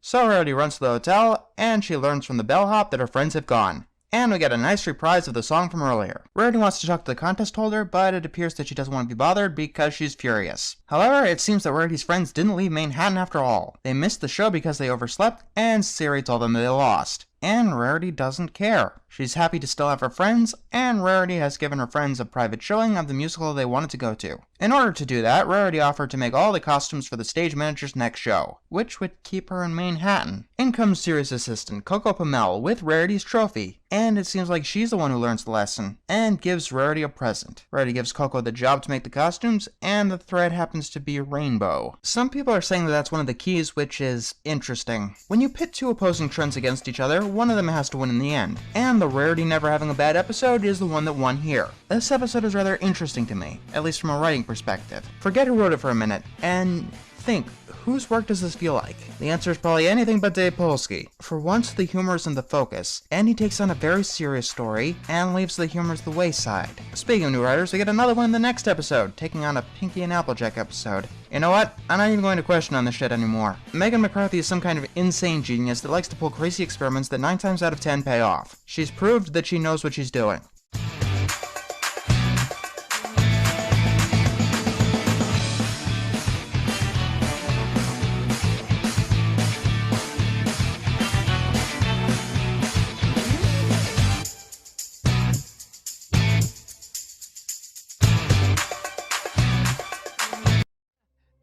Ready to listen to your children, even if they have nothing to say. Buck, I hate you so fucking much. I hate you, you miserable pile of shit. I need to take a break. Gonna have to work on that one later. So, Pinkie Apple Pie. As much torment as I seem to go through reviewing my animated atrocities, that's probably actually my favorite review series. It allows me to get out all my anger and frustration, but most importantly, it keeps things around here varied. So far, we've only had one bad episode in Season 4. Which episode that is depends on who you are, but general consensus is that we've only had one dud so far in Season 4. What I'm trying to say is, am I being too nice, or is Season 4 really this good? Because I like this episode too. On the other side of things, chances are the first time I get the chance to be negative, I feel like I might overcompensate. Take my review of Power Ponies. I stand by it, but let me make it clear right now that it's not the worst episode of the show. It's not even in the top 5. Top 10 maybe, but it's not an animated atrocity by any stretch. I don't know what I'm talking about, I'm just rambling here. Let's take a look at this episode. This episode starts with Twilight searching through a library and Pinkie Pie pops in because she's Pinkie Pie. Twilight is studying genealogy because she's Twilight. Pinkie Pie finds a scroll, and that tells her that she's related to Applejack? Wait, so did Chancellor Puddinghead and Smart Cookie... No, we are not going back there. Applejack seems to be happy to have Pinkie Pie and her family, and gives what's essentially the grand tour of things that Pinkie already knows. You guys realize that, right? Ponyville snail can hibernate for up to 48 moons. If you say moons one more fucking time, I'm going to blow the thing up. But it seems like Pinkie might not be family because the only link between them are smudged. Of course, Applejack wants to find out for sure. The only way to do that is a road trip to their cousin Golden Delicious. Applejack tells the rest of her family to be the best version of her family possible. Hey, as long as Applejack doesn't turn them into a concentration camp again, I don't see a reason to complain. Applejack sees that the wagon is a little overstuffed, and because she doesn't want to be seen as too stern, she lets them take off despite her better judgment. Then we got this episode's song. We all do, since this one was revealed a few months ago, and it's really nice to see the animation finally put to it. I definitely like the song, and it's a nice highlight to the episode. Although it does beg a few questions. Like, what the hell is up with the fucking weather? It ends with the wagon breaking down, and once again Applejack is hesitant to be stern around her family members to make it seem like top form to Pinkie Pie. And Pinkie has an idea, to use the river to get to Golden Delicious's place. When the raft is together, Pinkie Pie takes a photo, and it seems like she's keeping a scrapbook. That is very sweet. Applejack, when you're family, you make the time. This episode's mere concept really, well, I guess fascinates me is the best word for it. Pinkie Pie has been stated to have a family that she never talks about, ever. And yet she's extremely excited at the mere possibility to being a part of this family. It raises a lot of realistic questions about Pinkie's backstory, and what really happened that forced her to leave the rock farm, because it clearly doesn't seem to be her fault that she left. And you know what the really great part is? I don't think that any of these hints of Pinkie's backstory were intentional. Eventually they get to a fork in the road and they need the map, but Applebloom accidentally drops it in the water through a song and dance number that we are not talking about. And yet Applejack is still hesitant to scold anyone. This gets even worse when Granny Smith takes the wheel, considering she thinks she knows the river like the back of her hoof. And when Applejack doesn't scold her about it, they end up going through the scariest cave in all of Equestria. The joke is funny, but confused. The scariest cave in Equestria seems like something that you'd remember the location of. The family starts blaming each other and breaking down into a fight. And then the wheel falls into the water. I just want to say that I think you are all super duper, and I can't wait to make the page in my scrapbook about the amazing waterfall we went down. Does Pinkie seem to be like in a trance or stoned or something as she says that? Speaking of which, I do suppose her behavior could be a point of contention with this episode. It's like a friend indeed. You can make an argument either way of whether she's in character or not, and I'm not going to be the one to make either of those arguments. Except when they finally make it to Golden Delicious and Pinkie's laughing at the paper because she thinks it looks pretty. You can't argue for that one. Golden Delicious ran off to run some errands and won't be back until later. Pinkie thinks this is a great opportunity to get more scrap paper, and she runs off. Alone, the Apple family starts apologizing for their misdeeds, and they even say that if Pinkie finds out that she's an apple, she doesn't have to feel obliged to consider herself one. That is incredibly mature. Almost as mature as the next part, in which Pinkie says what a family is all about. The only question is, how the hell does Pinkie know what makes a great family, despite not living with blood relatives and never bringing up her rock farm upbringing? Fanfic writers, get on that. Golden Delicious comes up, and she seems to be a bit of a hoarder and a crazy cat lady. Interesting characteristics. There are actually some hints here to Golden Delicious being the missing link between the apples and the pies, and that's the only link we get because the book is also smudged. See how devastated that Pinkie looks when she realizes that she might not be a part of this family? That right there kind of sums up this episode for me. You know, that's the thing about this episode that fascinates me. Like, the story shown here is okay. Pinkie Pie and the Apple family go on a road trip and learn the true meaning of family. Yeah, all that good stuff. But I love this episode more for what it implicitly implies. Pinkie Pie jumps at the first opportunity to be a part of a family, despite never bringing up her own family. Yet she knows exactly how a family is supposed to operate, or at least has an idealized version of what family is. She seems absolutely crushed when she learns that she might not be an apple after all. There's like something Shakespearean going on behind the scenes. And the funny part is that as far as I can tell, this seems to be a total accident. But let me make this clear. I'm ranking this episode for what it is, not for what it could be. It might be bumped up to 5 stars in my Season 4 overview if all this turns out to be actually true, whether or not it was intentional from the beginning, or the staff actually decided to capitalize on this. The episode itself is alright, but definitely seems to be one of the weaker episodes so far. Then again, I don't really know. I feel kinda spoiled with how this season has been treating me so far. The plot is pretty simple, and there are a few things that don't make sense, and the ending may seem like a cop-out to some, but it's got a good sense of humor, a nice moral, and some really touching moments. But still, man, that background stuff.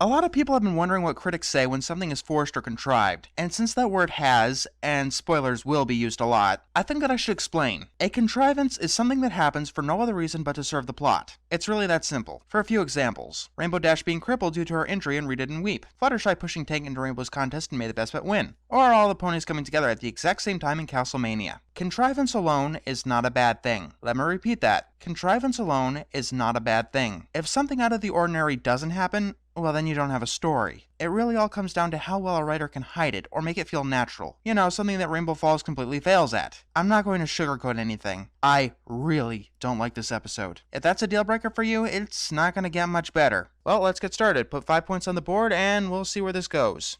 The episode starts with Rainbow Dash coaching Fluttershy and Bulk Biceps. Apparently they're going to be a part of an aerial relay team in the Equestria Games. Wow, no episode has lost me so quickly. First of all, Bulk Biceps? Let's talk about him. Why is he here? I mean, beyond just the story. Why would Corey Powell just think, hey, Bulk Biceps, that background character, I really want to write him? Then again, this is a sporting event and he is quite the athletic fellow. And that brings me to Fluttershy. Why is she here? They're trying to qualify for what equates to the Olympics. Look at how many ponies were there watching just for choosing the flag that would represent each town. On top of that, this is also a sporting event. It sounds like Fluttershy's personal hell. So yeah, this setup is contrived as all hell, and we don't even get an explanation for it at any point.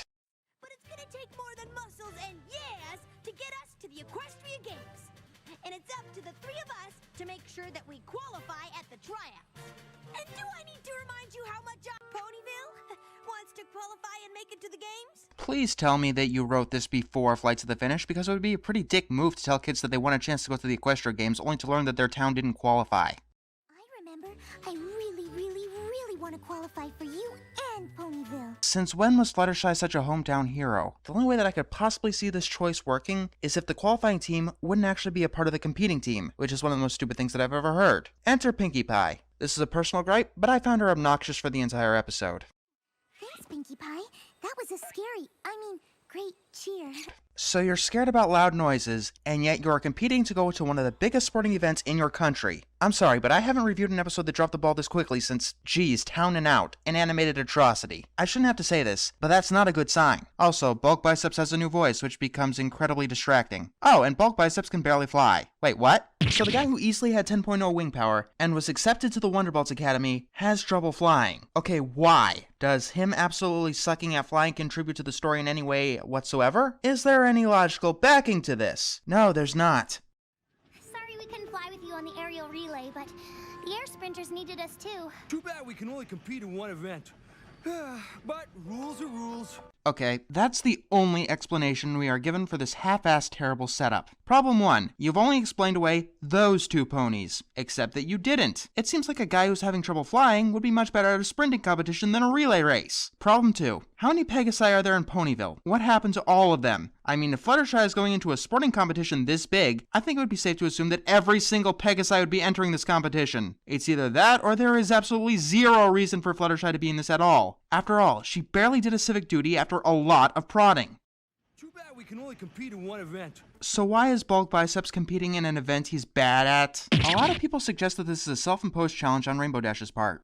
Do I need to remind you how much I mean, Ponyville? One, if that's the case, it's really going to bite this episode on the ass. Two, that's incredibly irresponsible on her part, because this just isn't her glory she's fighting for, but the glory of her entire town. I am so proud to be representing Ponyville. I have green skin, 3 eyes, and can breathe fire. Just because you say it doesn't make it true. And because there has been evidence to the contrary, it kinda makes me think that you're lying. Or demonstrably out of character. Pinkie Pie, Applejack, and Rarity are on the train. They contribute nothing to the story and can be written out entirely. I don't just mean on a story level. I mean that on a character and humor level as well. Hey, you're reusing imagery and music from Wonderbolts Academy. Why are you reusing imagery and music from Wonderbolts Academy? I'd understand if this was some low-budget throwaway episode, sort of, but this episode is a part of 2 of the 3 overarching plots of the season. This is where you're supposed to spend your time and money. Speaking of the Wonderbolts, they're here too. I could have a problem with this, I mean them being professional flyers and everything, but let's be serious. Anyone can enter this damn thing. Hell, I'm surprised Rainbow Dash didn't pick Scootaloo to join her. So, do I need to remind you of what our goal is here? We want to qualify. We need to be one of the first 4 teams to cross the finish line. I'm sorry, but you didn't explain well enough why Rainbow Dash was saddled with these 2. It wasn't even a hand wave. It was, I'm going to have this thing happen because I want this thing to happen. And I don't even know why you want this thing to happen. Corey Powell, you might want to take that potion again. Your Fullerton is showing badly. This is especially a problem because the episode goes to great lengths to show that Fluttershy and Bulk Biceps shouldn't be here. I mean, Fluttershy was terrible at flying in Hurricane Fluttershy, but she was there because it was her duty. Here, I can maybe see Bulk Biceps being forced into it, but the Olympics seems like something you would have to kind of volunteer to be in. All it would take is a couple of lines of dialogue. Instead, the episode focuses on subplots that aren't interesting and running gags that aren't funny. And Wonderbolts are the best flyers there are. And my personal heroes. I am Mr. Enter. I have a YouTube channel in which I review cartoon episodes. Sometimes I like them, sometimes I don't. I feel that dialogue should accomplish something other than telling us what we could already deduce ourselves. Things get, interesting, compelling, no, different, when Soren breaks his wing.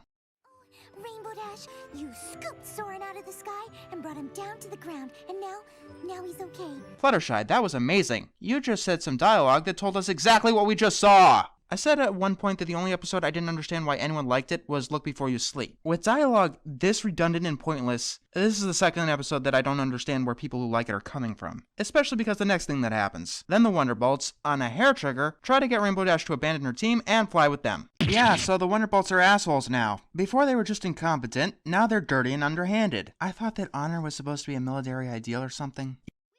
Some pretty intense workouts at the Wonderbolt Academy, and you handled those just fine. You put Bulk Biceps through some intense training too. Corey Powell, you're referencing an episode whose continuity that you already broke. Now twice. My mind boggles at how you thought that was a good idea. Unless you were purposely trying to get people to dislike this episode. Which, considering the comments I got on my first impressions, that didn't work either. But seriously, what the hell? That's the thing with this episode. The bad decisions aren't just bad, they're completely weird. Then Rainbow Dash decides to fly with the Wonderbolts, stated in this episode to be better flyers than her. Self-imposed challenge my ass. Then we get the scraps of Wonderbolts Academy while Rainbow Dash goes back and forth between the 2 teams. This segment goes on way too fucking long. And in the meantime, hey, remember during Suited for Success when Rarity actually knew what the fuck she was doing? Eventually Twilight catches on to Rainbow's plan, and then the Wonderbolts offer to let Rainbow Dash into the Cloudsdale team, permanently. Okay, first of all, that's almost word for word recycled from Friendship is Magic Part 2, where evil beings of Shadow asked Rainbow Dash to ditch her friends. Secondly, Rainbow Dash would have to be pretty fucking stupid to even consider this, because the entire reason she's there is to get Ponyville to qualify.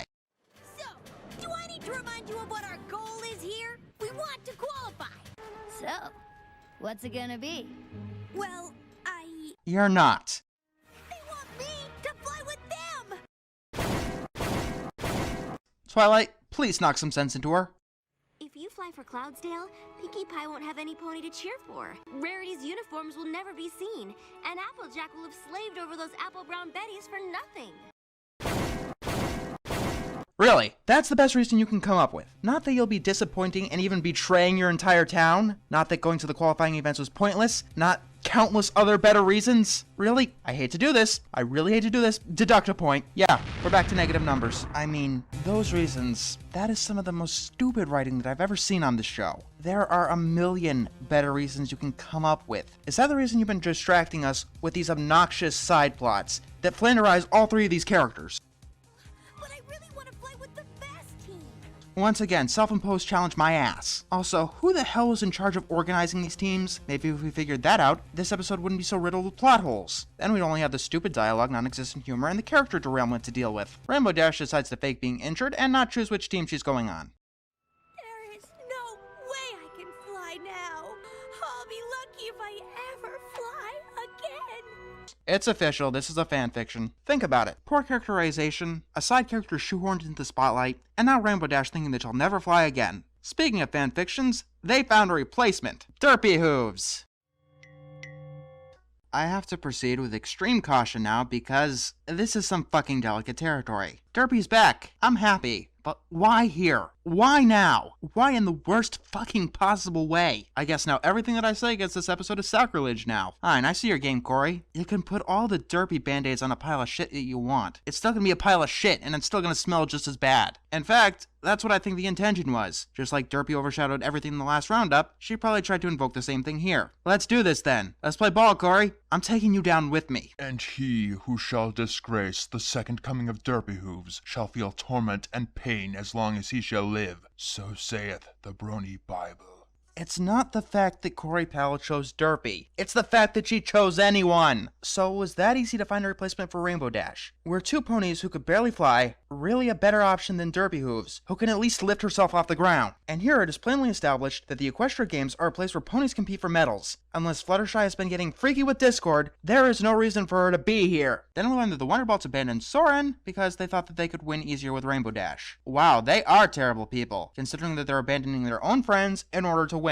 Not just getting someone else to abandon their friends, abandoning their own friends. Alright, here's one of my petty little thoughts that no one wants anymore. Why do these characters have to be the Wonderbolts? They could just be some other random team that Rainbow ended up wanting to be a part of. I mean, it would have taken the same amount of dialogue that was used to remind us who the Wonderbolts actually were. You see, these aren't just bad writing choices, they're sloppy and lazy writing choices. Also, Rainbow Key thing. Yeah, unlike say putting your hoof down or Dragon Quest, I can no longer forget that this episode exists, because it's part of the fucking overarching plot. Rainbow Dash admits that she was injured because I wanted to fly with you both, and the decision was too hard.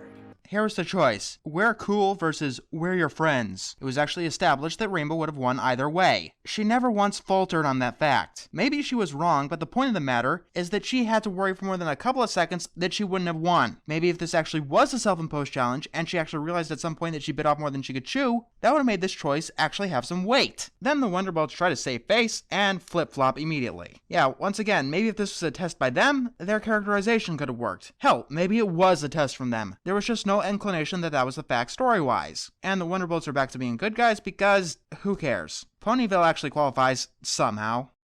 We want to qualify. We need to be one of the first 4 teams to cross the finish line. And now there's a time limit. Yes, that was a nitpick. Hey, look, there are griffins in the background. Isn't that just an amazing highlight to the episode? Do you know what else had all of its highlights in the background? Double rain boom. I don't know what else to say. I feel insulted by this episode. I feel that Corey Powell was actively insulting my intelligence. Blah blah blah target audience. This show has a certain quality of writing that we've come to expect, and this was way below the norm. From the first frame, it seemed like Corey Powell was just throwing words at the paper. There was barely a cursory understanding of each of the characters, with the exception of Rainbow Dash, Twilight, and maybe Soren. But even they were plagued by dumb dialogue and dumb decisions. Why was Fluttershy there? If you're going to put her in a sporting competition to be viewed by all of Equestria, you better give me a damn good explanation as to why. If you're going to have the friends there, make them do something important. If you're going to have a team try to manipulate Rainbow Dash, make sure that the choice actually has some weight. And more important, if you're going to be a part of the overarching narrative, edit your damn script.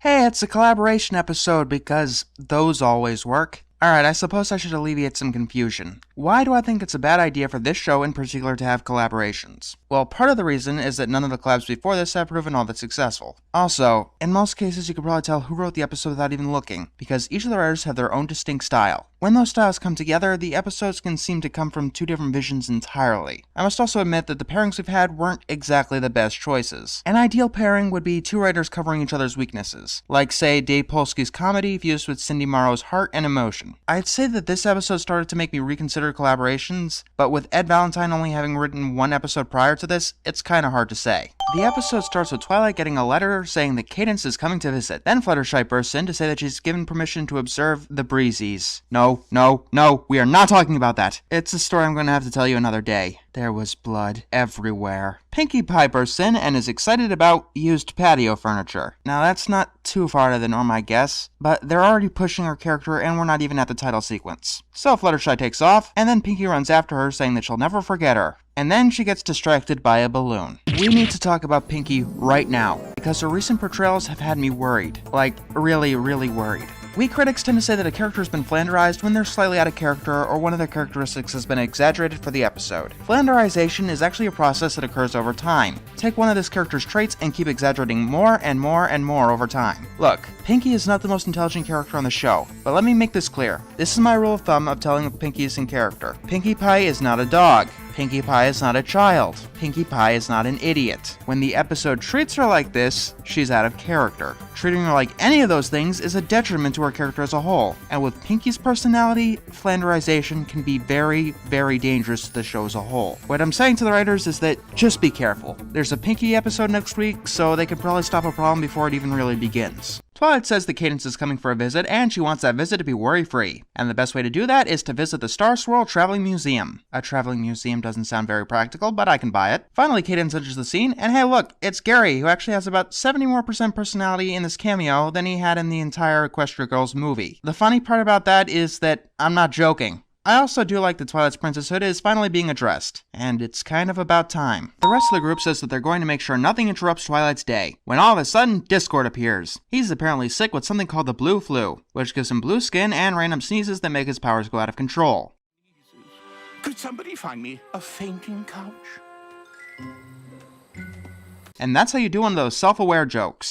Discord says that he's looking for Fluttershy to nurse him back to health, but since she's not here, the rest of the main six are going to have to help him. Rainbow dashes off, Pinkie Pie gets sent away by a balloon. Look, this is really starting to piss me off, and I'm going to keep deducting points every time you make her act stupid. The only ponies left are Applejack and Rarity, who accidentally tell Discord about Cadence and Twilight, and then get sick themselves. So Cadence and Twilight are wandering through the museum, which looks more like a bazaar, when Discord appears, and he convinces Twilight to let him stay at her place, which is the main point of the episode, 11 minutes in. Yeah, I'm pretty sure that this problem came from Ed Valentine. I mean, so far he's proven himself to be a pretty good writer, but man, do his setups take way too long. I can only imagine what it'd be like if he was writing for an 11-minute episode cartoon. Also, Discord is using the same technique that Fluttershy used on him. And yes, he's the kind of person who should be doing that kind of one-sided relationship manipulating. They get Discord to Twilight's house, and he starts singing. It's definitely an interesting song with some really creative visuals, and some pretty damn clever references.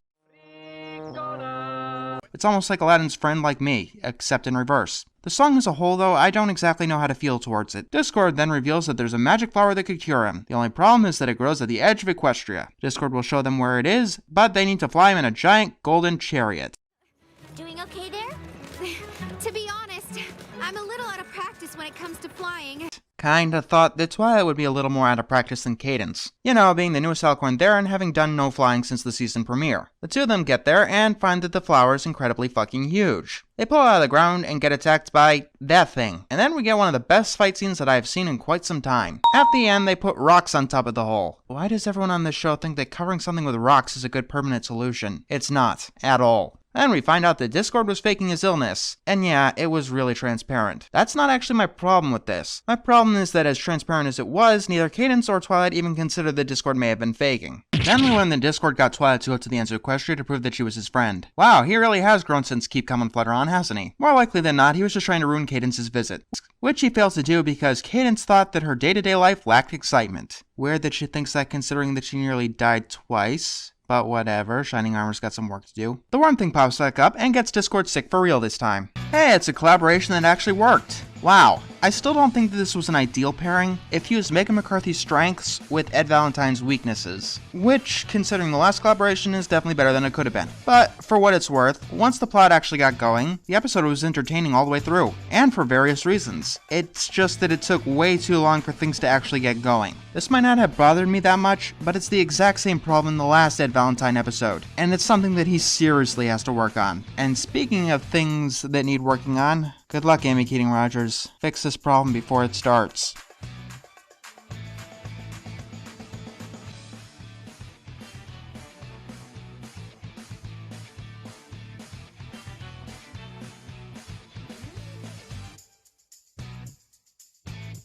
So here we go, our first real Pinkie episode of the season, and one that could fix her character or bring her down a dark road that I don't even want to speculate. And to help her, it looks like we got Weird Al, which means that this is a celebrity episode. So far, I've reviewed 2 celebrity episodes, Lisa Goes Gaga and Atlanta Square Pandas, and I think it's important to bring them up because they detail the general 2 ways that a celebrity episode could fail. In the former, the episode was just saying that they could get a celebrity, and they only got the celebrity because they were a celebrity, and it comes off as masturbatory. In the latter, there was no point to having a celebrity at all, and clearly just used for a marketing ploy. Let's see if this cartoon can teach shows how to do it correctly. The episode starts with a pony named Cheese Sandwich looking at a party that apparently he started, when he gets something called his cheese sense, which tells him to go to Ponyville. Then we cut to our first song of the episode. Yeah, it's another musical episode, and I'm not going to completely ignore them like I did in my Magical Mystery Cure review, because this episode isn't as deep or complex. Just note that the sound of the songs don't factor into my review. I am purely critiquing the story, but about my thoughts on the song itself. I like it. I like how it's reminiscent of other popular crowd songs like Little Town from Beauty and the Beast. As for what it tells us, nothing more than the fact that Pinkie is throwing a party, really. And that party is for Rainbow Dash. All of a sudden, Cheese Sandwich appears, and he appears to be a party planner too. I'll tell you what,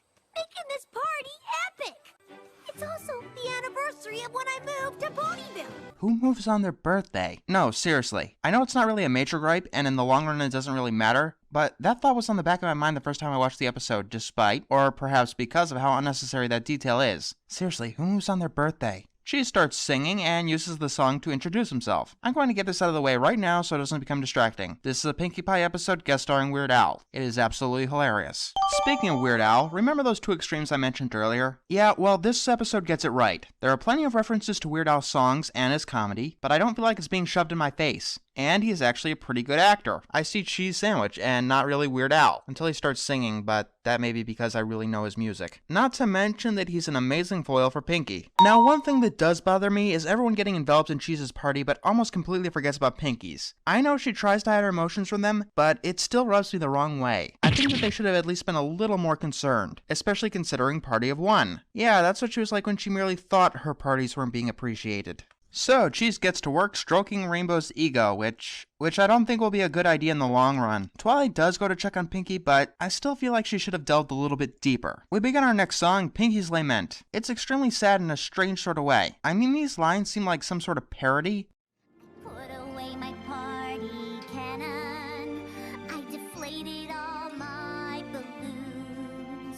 But the song is written and sung so well that it's surprisingly moving. I also love the triumphant turns that the song takes, and Pinkie's interesting facial expressions. Pinkie sees everyone loving Cheese's party planning, and then Pinkie gets an evil expression. Must not make reference. Must not make reference. Must not make reference.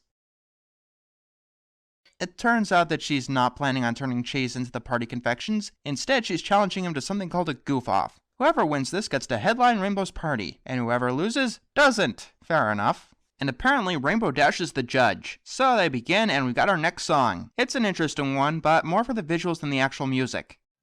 Bubbles and balloons, bubbles and balloons. What's a birthday party with the bubbles and balloons? Only Pinkie Pie can make a bubble shape like you. Yeah, I have no reason to be paranoid by Pinkie's character devolving. Oh, and yes, her character is handled very, very well in this episode, to the point where we're sympathizing with her even though she's in the wrong. No, I'm not giving points for that. I don't give points for the writers doing the things that they're supposed to do. Ah! Live action! Get it off screen! It fills my heart with sunshine all the while, yes it does. 'Cause all I really need is a smile from these happy friends of mine. Now that is a clever reference.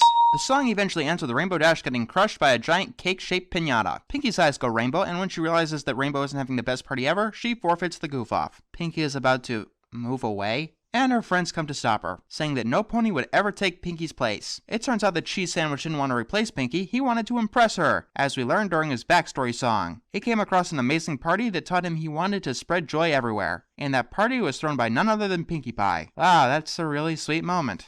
So the two of them throw Rainbow Dash's birthday party.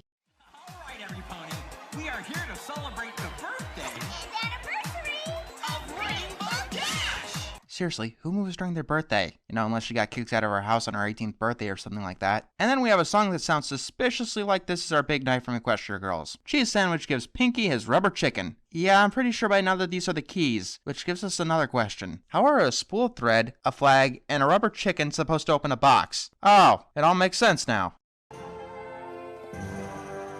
I never did get that pony's name. Cheese Sandwich! A lot of people know I've taken issue with this reference, and a lot of people have taken issue with me taking issue with this reference. Let's go through this again. The ideal reference joke is invisible to someone who doesn't get the joke. Now let's pretend I don't know what Pinkie was referencing. Pinkie Pie had just forgotten someone's name, who had sung a song about his name, and nearly drove her out of town. Now let's pretend I do know what it's referencing. Nothing I said about the previous statement has changed. It's a really bad reference joke. But that's pretty much the only bad thing about this episode. It was fucking awesome.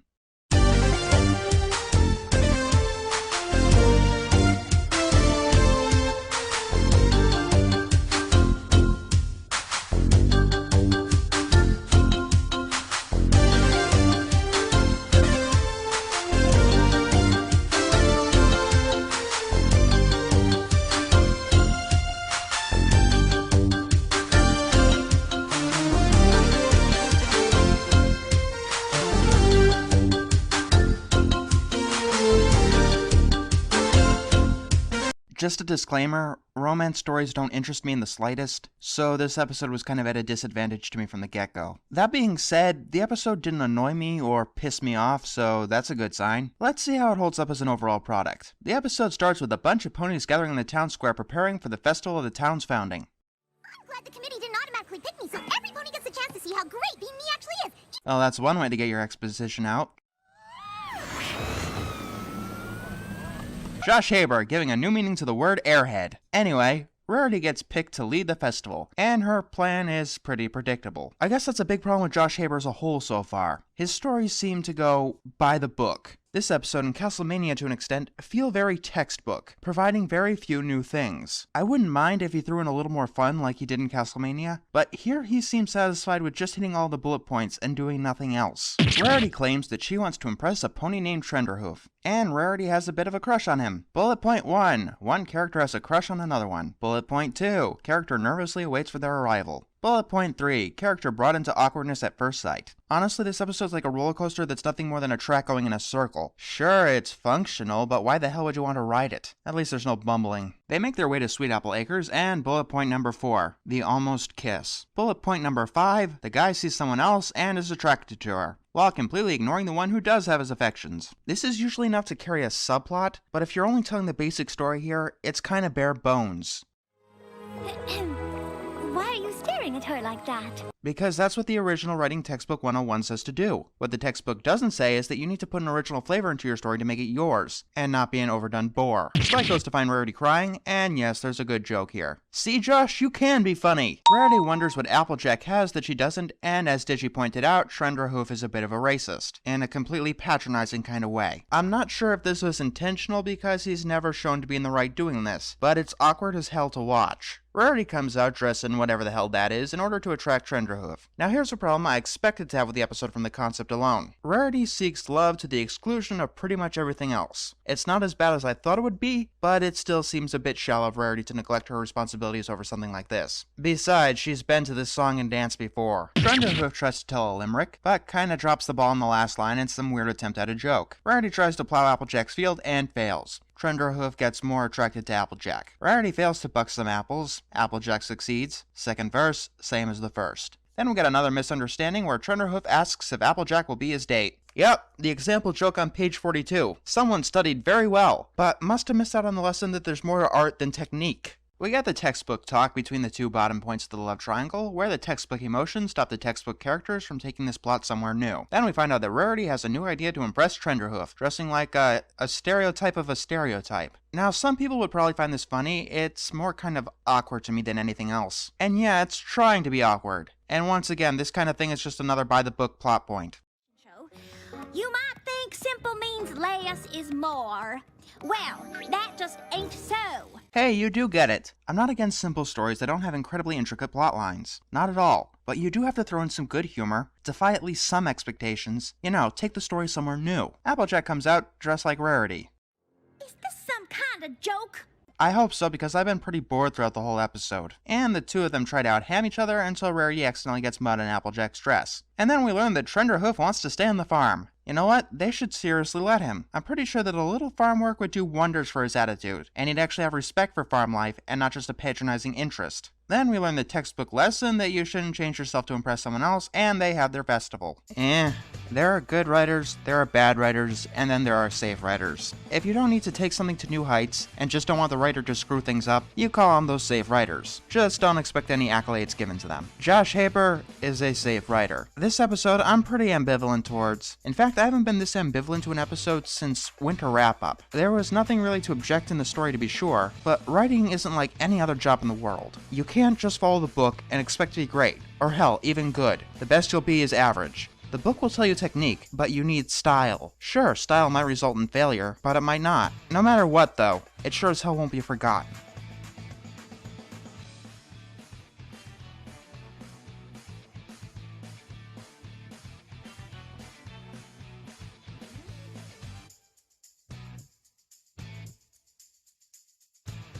I'm confused. Like, really, really confused. They don't do anything at all with the title reference to a harmless video game series, but they go all the way with the title reference of one of the biggest scandals in popular music. Sometimes I don't get these people, especially when they, we'll get to that in a few minutes. Something that took me by surprise was people claiming that it was futile to try to sort through Pinkie's character because she's, Pinkie Pie. When we don't do that, we get things like, I said I'll get to it in a minute, Jesus Christ! Why do you people think I like talking about whether a character in one of my favorite shows was written correctly? It's not fun, and I shouldn't have to do this. I'm not the only one who thinks that, right? And I definitely shouldn't have to write essays on this crap either. The episode starts in G3, which gets Fluttershy to sing about how wonderful things are.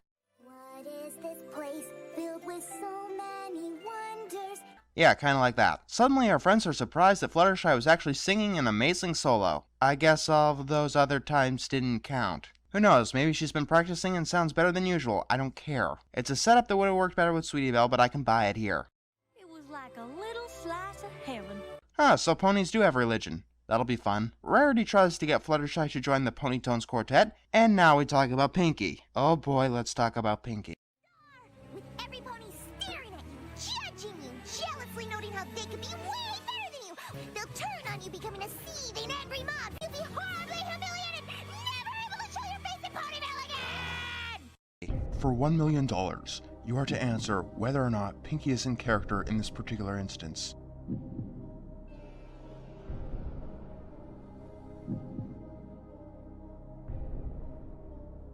You know what? No. So, she's not in character then. Is that your final answer? No, because I'm not going to answer the question because I don't fucking care. That's not the problem here. The problem is not whether she's in character or not in character, it's that it's too mean-spirited. It's like Pinkie's appearance in Luna Eclipsed and the Super Speedy Setter Squeezy 6000, except worse. In those two episodes, Pinkie was at least getting something out of what she was doing. Here, there was absolutely no provocation, and not even the aspect of self-gratification.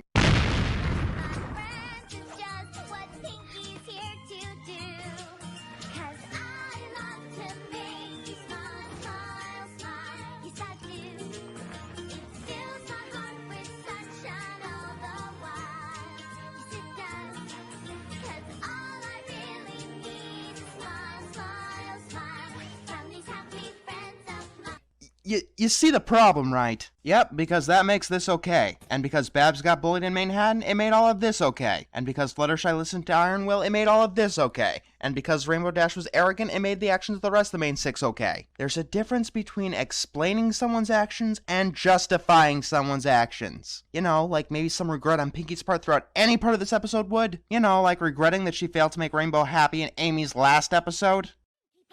Don't be ridiculous! She's not a dog! And Fluttershy actually stands up to Rarity, showing some real character growth. Fluttershy admits that she has stage fright to the surprise of no one except Pinkie, who thinks it's a disease. Okay, alright. This is Pinkie's likability profile. Whether flanderizing her is possible or not, I don't think you can argue that it's not impossible to make her unlikable. I know that I'm dwelling on this, but it's kind of disheartening to know that the writers think that this kind of stuff is justifiable. You know that you made a character too stupid when what they're doing could not conceivably have a positive outcome. They love seeing me, the real Pinkie. Show them a time of their lives like they've never known. Yeah, you hear that? Pinkie wants to be written correctly too. The funny thing, or I guess the tragic thing, is that Pinkie doesn't even really contribute to the plot of the episode. She could be written out entirely, and we'd have solely great moments, like Fluttershy learning her lesson from bats, and her friends actually understanding personal space. So later we see that the Pony Tones are practicing, and we see the extent of Fluttershy's stage fright. Yes, it is wonderful when a plan comes together without any sort of drama, isn't it? No. The next day we see that Big Mac lost his voice for doing something called turkey calling, and apparently Pinkie won it. Hey, a good Pinkie moment. The joke works because it was Big Mac's own damn fault that he heard his voice. And they can't call it in or else the fundraiser will be a disaster. They eventually get the idea to go to Sakura for a remedy. Now, most people seem to have a problem with Ponies just discovering that Fluttershy could sing. I've got a problem with the fact that Sakura could heal teeth instantly, but takes days to heal a sore throat. You know what? I don't understand medicine or magic, so I don't care, it's not important. They eventually decide to use some poison joke to deepen Fluttershy's voice. I don't think poison joke works like that, but whatever. Of course, Fluttershy still doesn't want to appear on stage, so the idea is to have Big Mac lip sync. Yeah, I was actually surprised with how far they went with the reference in this episode. So while Gummy attempts to devour a turkey because alligators are carnivores, the Pony Tones get singing, and Big Mac gets lip syncing. And it's really good a cappella music. Good thing too, because it helps bring this episode into my good graces. They get another performance, but it's booked for tomorrow. However, Fluttershy gets them to go. And this episode does make a great parallel between the love of performing and the simultaneous fear of it. And apparently a cappella is the new most popular type of music in Equestria, as everyone wants the Pony Tones to perform. What really keeps this party going though, in all seriousness, is that Fluttershy is the one to keep this going. Eventually, Big Mac's voice is healed, but Fluttershy wants to make one final performance. However, she gets a little too rambunctious, knocks over the curtain, and everyone sees her singing. Then the Pony Tones become the subject of many gossip columns and the target of over 24 lawsuits. Oh, we're not going that far with the reference, okay. Instead, everyone seems to love her performance. But Fluttershy, oh Jesus Christ, not those again! Anyway, Applejack gets a good joke, and they go after Fluttershy. And then Pinkie Pie starts making some most hated characters lists. Rogers, there's a difference between overstepping your bounds because you have a hard time reading emotions, and not having the slightest hint of empathy. Once it's an accident, twice cannot be anything other than malicious. What? Too much? What I'm doing is wrong, I know it's wrong, but I'm gonna do it anyway. And that doesn't count as being regretful. Actually, apologizing or seeking forgiveness counts as being regretful. And spoilers, Pinkie doesn't do any of that in this episode. Accidents don't happen twice, Amy. And I told you guys that continuing this trend would start to hurt. Badly. What Pinkie meant to say was that you were really great. Wait, didn't I say that? Oh, for the love of... And she keeps making it worse. Everything Pinkie says in this episode only makes things worse. Why? Why did Amy Keating Rogers think that that was a good idea? Why did she think that was necessary? That is never necessary. The only thing it does is make Pinkie Pie look like an insensitive jerk. And it's a shame too, because they resolve the conflict beautifully. And even state that stage fright isn't fixed instantly. This episode makes me angry. It makes me angry because it could have been one of the best things that the show has done so far. And in some respects, it was. But Pinkie Pie. You see, most episodes that have a badly characterized Pinkie Pie are nothing special. Without Pinkie Pie, Lunar Eclipse would just be another Halloween episode. Without Pinkie Pie, Over a Barrel would have just been an okay episode. Without Pinkie Pie, Filli Vanilli would have been absolutely amazing. Hell, I'd even call it admirable if you know what I'm saying. Maybe Pinkie Pie was in character in this episode, and for once that actually doesn't matter. I define a good character as someone you can relate to, someone you could look up to, or someone that you want to be. The Pinkie that I've come to know in Griffin the Brush Shop, Party of One, A Friend Indeed, and Pinkie Pride falls into at least one of those categories despite all of her faults. This, though, before now in Season 4, she was a character you could at least laugh at. This isn't funny, at all, and it sours the whole episode, despite her having less than 2 minutes of screen time. So here's the point where I blame Amy Keating-Rogers for doing this despite writing fantastic Pinkie and Pinkie Pride. Well, I have to blame it on something. You know what? For once I'll just blame it on the rain.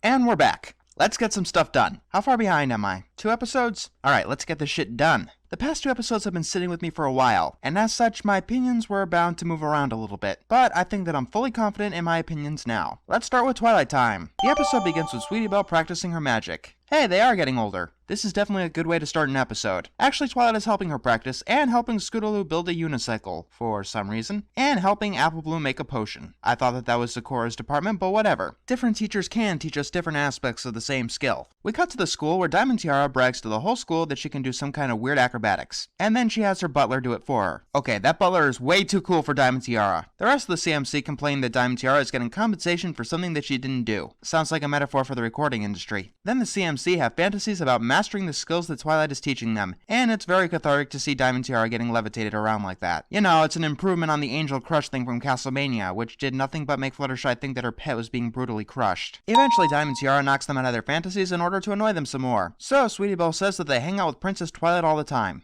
So yeah, they're finally addressing Twilight's princesshood, 15 episodes in. Yeah, I'm not the only one who thinks that this should have been like episode 4 of the season, right? Either way, it's something that I like, and I like that they're finally getting around to it. Diamond Tiara is obviously impressed, and attempts to mooch off the CMC. Sweetie Belle convinces them to let Diamond Tiara and Silver Spoon come along with them. Hey, I haven't pulled this one out in a while. Yeah, you're never too old to have bad ideas. Trust me. So they go to Twilight's house, and Diamond Tiara and Silver Spoon seem to be quite impressed like they've never seen her before. Yeah, this episode has one main problem, and that it's riding in on the heels of episodes that completely ignore Twilight's princesshood. I said that I wouldn't bring this up into the season overview, but in this episode it's kinda really distracting, and we'll get to why that is in a bit. Twilight tells them that they should just keep Twilight Time between the 3 of them, and Sweetie Belle's idea backfires as the CMC are forced to embarrass themselves in front of Diamond Tiara and Silver Spoon. For some reason, we're told that Diamond Tiara and Silver Spoon didn't laugh. They could have shown it to us, but whatever, time constraints and all that. Then we find out that Diamond Tiara told everyone about Twilight Time, and they turn into fucking zombies. That was a plot twist that I did not see coming. And then Diamond Tiara and Silver Spoon take advantage of someone's popularity who's taking advantage of someone's popularity. Wow, that's pretty fucking pathetic. And for some reason, this is one of their more tolerable appearances so far. Sweetie Belle decides to ride out their popularity with Twilight and convinces the rest of the CMC to go along. And yeah, that's another one to add to the list. So the CMC invite Twilight to go out to eat at a fast food place. Okay. And the rest of the school kids come to spy on Princess Twilight. And we learn that Twilight eats almost as messily as I do. Despite the uncomfortable scenario, she says a few things that inadvertently guilt trips the CMC. And Pinkie has a cameo in which she's totally in character. Oh, and by the way, she doesn't work at that place. As far as I can tell, she's just eating there.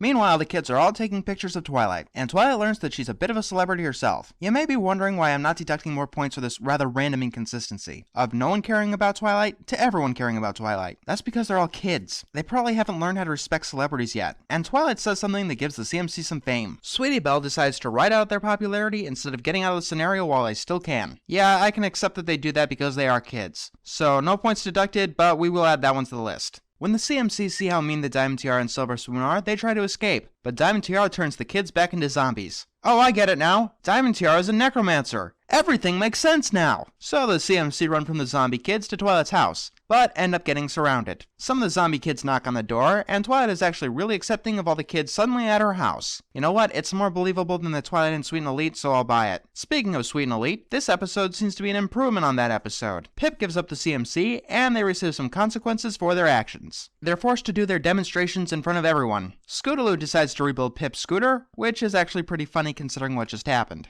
So they all get to work on their demonstrations, which all seem to backfire, and the Cutie Mark Crusaders become embarrassed. Then, when everyone is gone, the three of them do their skills with perfection. So were they holding back earlier as an on-the-fly plan just to show how sorry they were? If that was the case, they had no time to telegraph the plan to each other, considering that Twilight just told them what they had to do to prove their intentions. If they weren't holding back, then this is just really confusing. Either way, I'd prefer a little bit more clarity on exactly what just happened. This was a pretty alright episode. Even though I was never on the Polsky is the worst writer of the show train, I never expected to actually be excited for when his episodes come up. He really seems to be testing his bounds lately, and going beyond the common comedy that used to be his bread and butter. He's also branching out and trying new characters to showcase, as surprisingly this is his first CMC episode. He's also doing a pretty good job.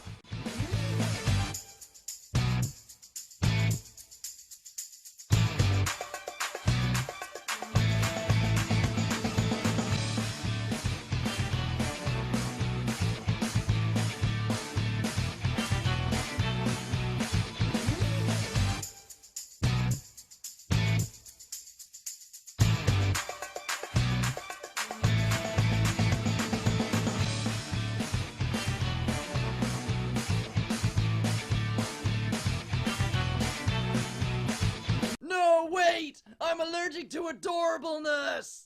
Then you're watching the wrong show. I walk away for a couple of weeks and it looks like a controversy has already popped up. It's not as bad as the Daring Don't controversy because it seems to be a lot more one-sided. But, you know me, I'm always looking for a challenge. Oh yeah, that's right. I like this episode. I don't think that it's amazing or one of the best episodes of the show, but it's definitely not one of the worst. Hell, it's not even bad. Before we begin, I'll tackle the boring complaint. There's a reason that I never counter-strike against an episode if I find it boring. There's the off chance that someone else won't find it boring. That being said, you can explain why it's boring. Maybe the story went nowhere, maybe it didn't try to tell a joke, maybe there were concepts that turned you off. I'm not saying that you can't use it as a complaint, just know why you find it boring. Just saying, helps to get your point across. But let's get into the real stuff, the Breezies. From a past episode, we've learned that Fluttershy visited the Preservation of Rare Creatures, which keeps track of the Breezies, telling me that they are endangered. Considering a few later things, that's pretty understandable. With that being said, let's begin. This episode starts with pretty much a reverse of Sonic Rain Boom. It kind of works. I like it more for the reference than the humor, and for once Pinkie's loud side is totally tolerable. And yes, to save time, she's totally tolerable throughout the whole episode. We gotta talk about more important things. The Pegasi are creating a breeze.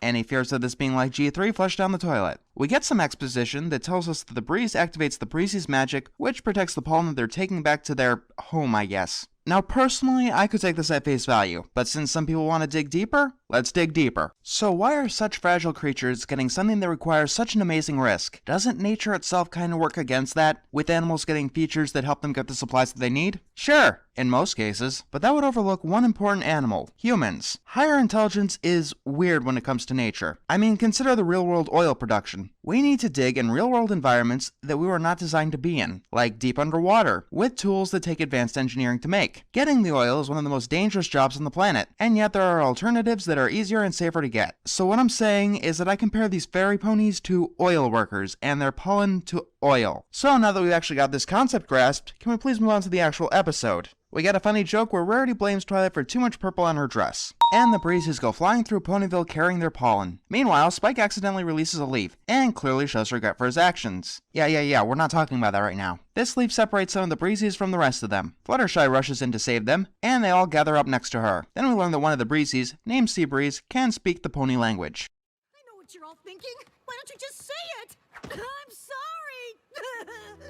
Why do I feel like this is a reaction to the criticism of Filli Vanilli? But yeah, that's one way to do it. Unfortunately, the Breezies don't want to go just now, and at this point, I have to criticize. Throughout the entire episode, they keep procrastinating going home, despite the fact that there's a large chance that they'll be stuck out of it. And right at face value, you probably notice the problem with that. Now the pollen they're carrying, won't it go bad? Sure, but it's never explained how long it'll take for it to go bad. For all we know, this magic breeze is a refining process that stops it from crumbling like a week later. And why did the Breezies rely on Pegasi wind? I don't know. Maybe because the Pegasi let them. Seabreeze is a bit of an asshole, but oddly enough, I can understand that. I can't understand why no one else is irritated. It's almost like they don't realize they could end up trapped outside of their home. Wait, I think that's a distinct possibility. I mean, why not? People who are saddled with fear tend to do their jobs worse, and on a mission like this, that's the last thing you want.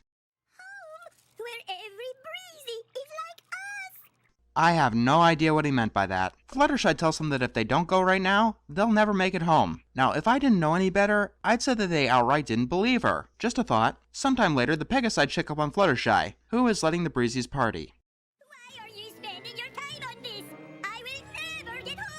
So that's why no one is listening to Seabreeze. He's being a little bit selfish. Seabreeze gets tired of waiting and tries to get home himself, which involves him nearly getting crushed by acorns. Yeah, personally, I don't find that boring, especially when Seabreeze gets stuck in a beehive and nearly gets attacked by a swarm of bees.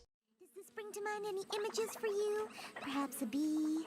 That was stupid. Then Fluttershy stands up to the bees, and she learns a really good moral, and one that she actually needed to learn. Sometimes you need to be a little tough to be kind. And this is one of the very few times that I could actually stand Fluttershy's assertive side. As most people noticed, it's an improvement on putting your hoof down. Oh, and this ends up being a key episode. Sure, why not? Fluttershy tells the Breezies that they have to leave. Unfortunately, the Pegasi can't get the breeze right enough for the Breezies. And so Twilight has a spell that turns the main 6 into Breezies. And no one I know likes this moment. I don't like this moment. I don't like it when it happened in a Dog and Pony show, and I don't like it here. Never mind that it's an obvious toy ploy. It's that this spell wasn't established until this very moment. A Deus Ex Machina, if you will. Not to mention that I think it would take more than 6 Breezies to make that much of a difference. I would say that they could just cling to Fluttershy like before, but they do need the breeze for pollen. So they make it to the Breezies' home, the Breezies all unite with their families, Fluttershy gets her key, which is a flower, and the gate closes. Okay, so let's talk about the Breezies. Does the pollen thing make any sense? Personally, I don't care. But since you asked, yeah, it makes plenty of sense. Like I said, us humans use oil, which requires a lot more danger than the Breezies faced in this episode. Hell, we use uranium, which is radioactive. And when we find useful materials on the moon, we'll probably use that too. Why do they rely on the Pegasi? Obviously because the Pegasi let them. My biggest and perhaps my only problem with this episode is that the Breezies don't seem to be in any particular hurry to get home to their families. I know I could probably make plenty of excuses or explanations for that too, but that's not the problem. The problem is that it's really distracting. Other than that, I don't really see the big fuss. It's not a great episode, but it's not a bad one by any stretch. Yeah, I'll stand by that opinion.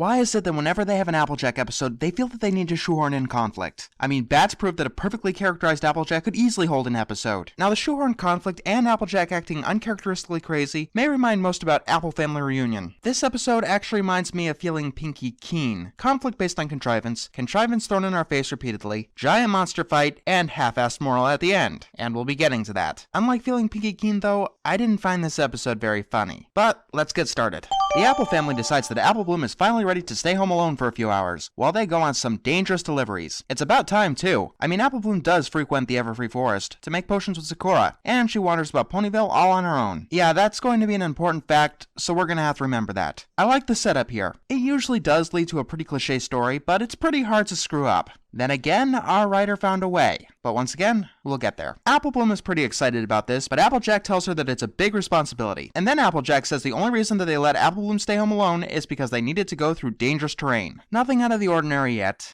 It's just, I take my job as your big sister real serious. Uh-huh. Then she hands Apple Bloom a list of helpful little reminders. There's some soup for you in the refrigerator. Be sure not to heat it up too much. If it's hot, blow on it to cool it off. And so it begins. The Apple family leaves, and Apple Bloom is happy to be home alone for the first time. But there's one pony not happy about it, Applejack. Yeah, she's a bit uncharacteristically nervous despite Apple Bloom wandering around town by herself and doing things like going to Sakura by herself. And if Applejack is really this concerned, she does have 5 friends who live in the vicinity that just might have the ability to check up on her. So yeah, the setup is already really pushing it. Just keep on thinking of things I forgot to put on her list. Like, I didn't write down that if she wants to get a spoon out of the drawer, she needs to open the drawer first. Coming from the most down-to-earth and grounded of the entire main cast. So Applejack decides to check up on Apple Bloom one last time, most likely in spite of a deadline that forced all of them to leave at the exact same time. If Applejack could so easily turn around, why didn't they just go in shifts? Unless Applejack just decided to completely abandon business for her sudden paranoia. I'll be merciful and go with the latter for now. So Apple Bloom has actually finished her chores and she begins enjoying her time alone. Then Applejack bursts in, causing Apple Bloom to make a small mess. And looking at the mess that suddenly appeared, Applejack says that she's glad she came to check on her. No way am I leaving my little baby sister home alone all by herself. Yep, let's just forget about your customers. Those pies you're supposed to deliver. Pies? Huh. Family's way more important than pies. You know, like making sure that we have enough money to survive through the winter. And actually, this was kind of your fault. You guys want to remember that for me? Because I don't think that Scotty here did. Apple Bloom accidentally spills some soup, and Applejack says that she's not leaving Apple Bloom home alone ever again. I kind of thought that overreacting was Twilight's thing. Alright, complain. How would I buy this setup? I don't know, maybe if Applejack discovered Apple Bloom in actual danger? Like say she was facing a cockatrice, or maybe a chimera, or something like that. That'd be plenty of reason to be paranoid over Apple Bloom's health and safety. So Applejack becomes Stalker Jack and begins overreacting to everything, and starts babying her little sister. Some people might find this kind of stuff funny, and I could see where they're coming from. But for me, it's annoying at best and creepy at absolute worst. Fine, I can take care of myself. I don't need you watching over me. I appreciate you trying to make me feel better, but don't worry. Someone's insecure. Actually, that would make things a little bit more believable, but there wasn't any hints given to the audience that that might have been the case, and Applejack isn't that stoic. The way that Applejack is this doting with a genuine smile makes it seem like that she has a very real obsession. So Apple Bloom decides that she'll deliver the pies in order to prove herself to Applejack, while Sweetie Belle and Scootaloo take her place. They even sing about it. I don't need her watching over me. Stop! No time for a song. Okay, that was pretty funny. And so Apple Bloom goes off while Sweetie Belle and Scootaloo try to take her place. Wow, Apple Bloom, that's a nice horn you got there. And you even dyed your mane. That's a nice new color for you. Scotty, you made Applejack obsessed, creepy, and paranoid, not blind. With how paranoid that Applejack is, you'd think that she'd take a closer look at some point. Eventually, Sweetie Belle actually falls asleep, and Applejack checks up on her. But Scootaloo accidentally gives them up. Then they reveal that Apple Bloom is making the pie delivery. Didn't you hear how difficult and dangerous it was? Yeah, you almost made it sound scarier than the fucking rake. So Applejack realizes that she made a mistake. Okay, Rarity's on her way here to look after you two. Hold on a minute. Why couldn't Rarity do this earlier if you were so worried about Apple Bloom before? I mean, I could assume that she was busy, but it'd be nice to get a little bit of inclination towards that. And then we get to easily the best part of the episode. Apple Bloom ends up in a flaming geyser area and comes face to face with a chimera. This thing is loaded with personality, and makes a really interesting character. I don't suppose it makes the full combo of humorous and threatening, but I do like the attempt. There feels like effort done here, and actual research into how a character is supposed to act and behave. The chimera wants the pies, but when Apple Bloom refuses to give them, they try to eat her too. Apple Bloom manages to outrun the chimera and hides the pies for long enough for Applejack to actually find them. But first this happens. You've got no idea what it's like to have a sister constantly looking over your shoulder. They don't do anything with that line, at all. The episode draws absolutely no other parallels. It's a piece of one direction the story could take, yes, but it isn't fitted into anything. So Applejack saves the day. I do like the sequence, but it goes on for quite some time, making me think that they didn't exactly have enough plot to fill out this episode. Maybe that song would have been a good idea. I mean, they have been used to buy episodes in the past a minute or two of time without seeming like filler. So Applejack saves Apple Bloom, and Apple Bloom reveals that she kept the pies safe. Yay, Apple Bloom, you nearly got yourself killed, but at least the pies were safe. That's mighty impressive. Yep, impressively stupid.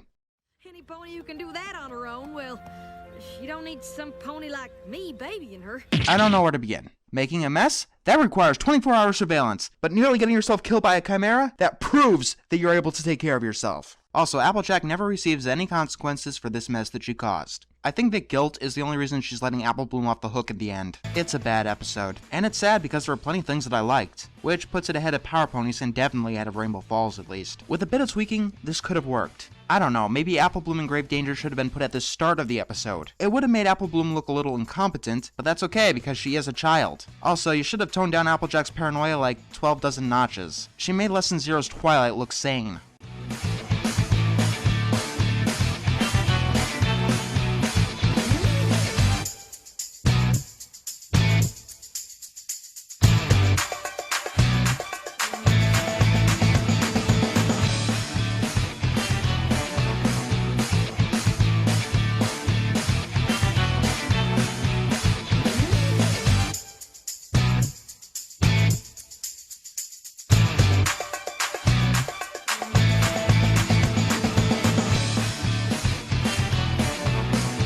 Yeah, I know that this review is a day late. Actually, no it's not, because from now on, my MLP reviews are going to be on Tuesdays. It's just more convenient for me and gives me more time to do this, because believe it or not, I put the most effort and, critical analysis into these MLP reviews. If I'm doing an animated atrocity or admirable animation, you already know what the end result is going to be. I just gotta explain how we get there. Not to mention the points thing. But you don't want to hear about those kind of things. Let's instead talk about Mod Pie.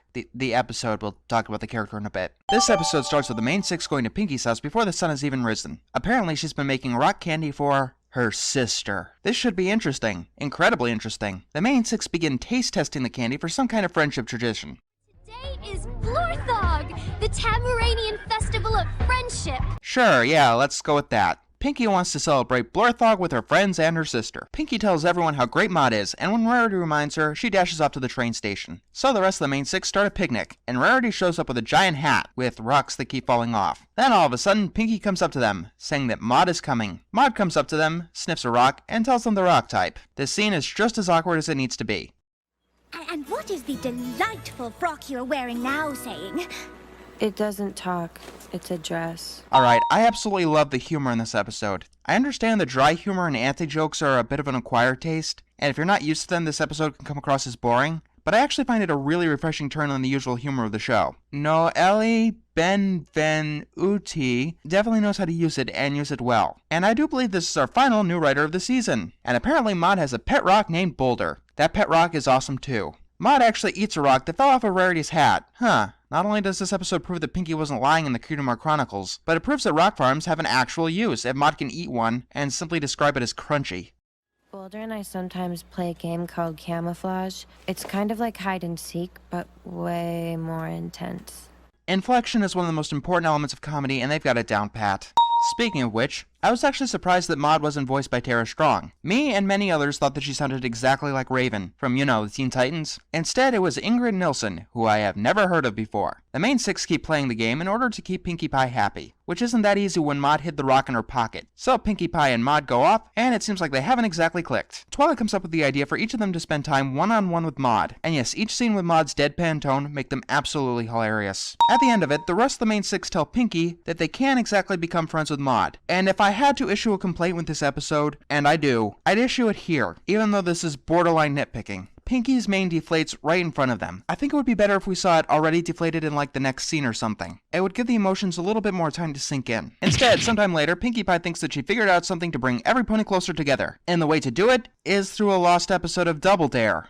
Didn't see that one coming. Pinkie Pie goes through the course until she gets her hoof stuck in a rock pile. And she almost gets crushed by a boulder. Why are the rest of the main six just standing there? Because they're not good at reacting during shock. I mean, what would you do? During emergencies like this, people often end up just staring at them. Also, they tried to step forward before Mod took the helm and punched the boulder to smithereens.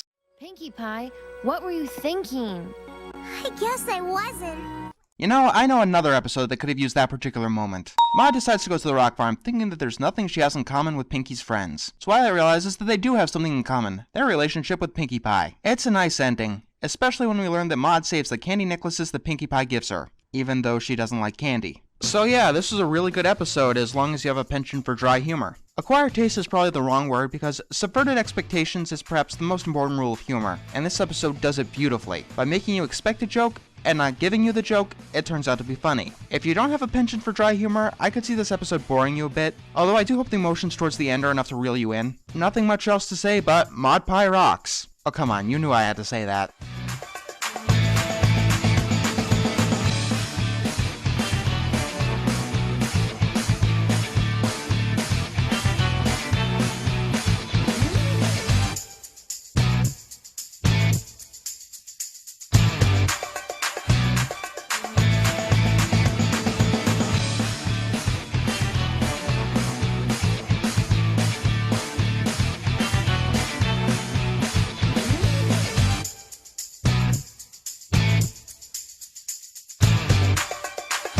This episode starts with Rarity doing her job and Sweetie Belle trying to help, but failing. Rarity has a very important order, and has about 2 days to do it. And Sweetie Belle nervously asks her to help with her costumes for a school play, which she needs by tomorrow night. Even over a book like this, Rarity decides to help. You know, after several times, you'd think that Rarity would learn not to overwork herself, but Sweetie Belle is her sister. And we learn that Sweetie Belle didn't tell Rarity about the play until the last minute. She was distracted writing, directing, and acting in the play, which was meant to be her time to shine. Rarity comes in at the last minute and made a ton of improvements to the costumes, and Sweetie Belle doesn't seem to be all too impressed. Of course, she's the only one who has those sentiments. Everyone else seems to love them. Quick question, why are the only other kids at the school function Snips and Snails? I know it's kind of a nitpick, but it's really distracting, especially after the CMC said that all of their friends would be watching. I mean, the last time they've had extended interactions with the adults of Ponyville, they were spreading vicious rumors. And Sweetie Belle gets angry that she's been upstaged by Rarity's dresses. Meanwhile, we learn that Rarity is making a headpiece for her order, which requires a key hidden stitch or else it would fall apart. Sweetie Belle comes in and starts attacking Rarity with vagaries. Now here's a problem that I do have with the episode. The basic summary of the episode is that Sweetie Belle gets jealous of Rarity and sabotages her order. But if you're not paying attention, Sweetie can come across as very ungrateful and uncharacteristically mean-spirited.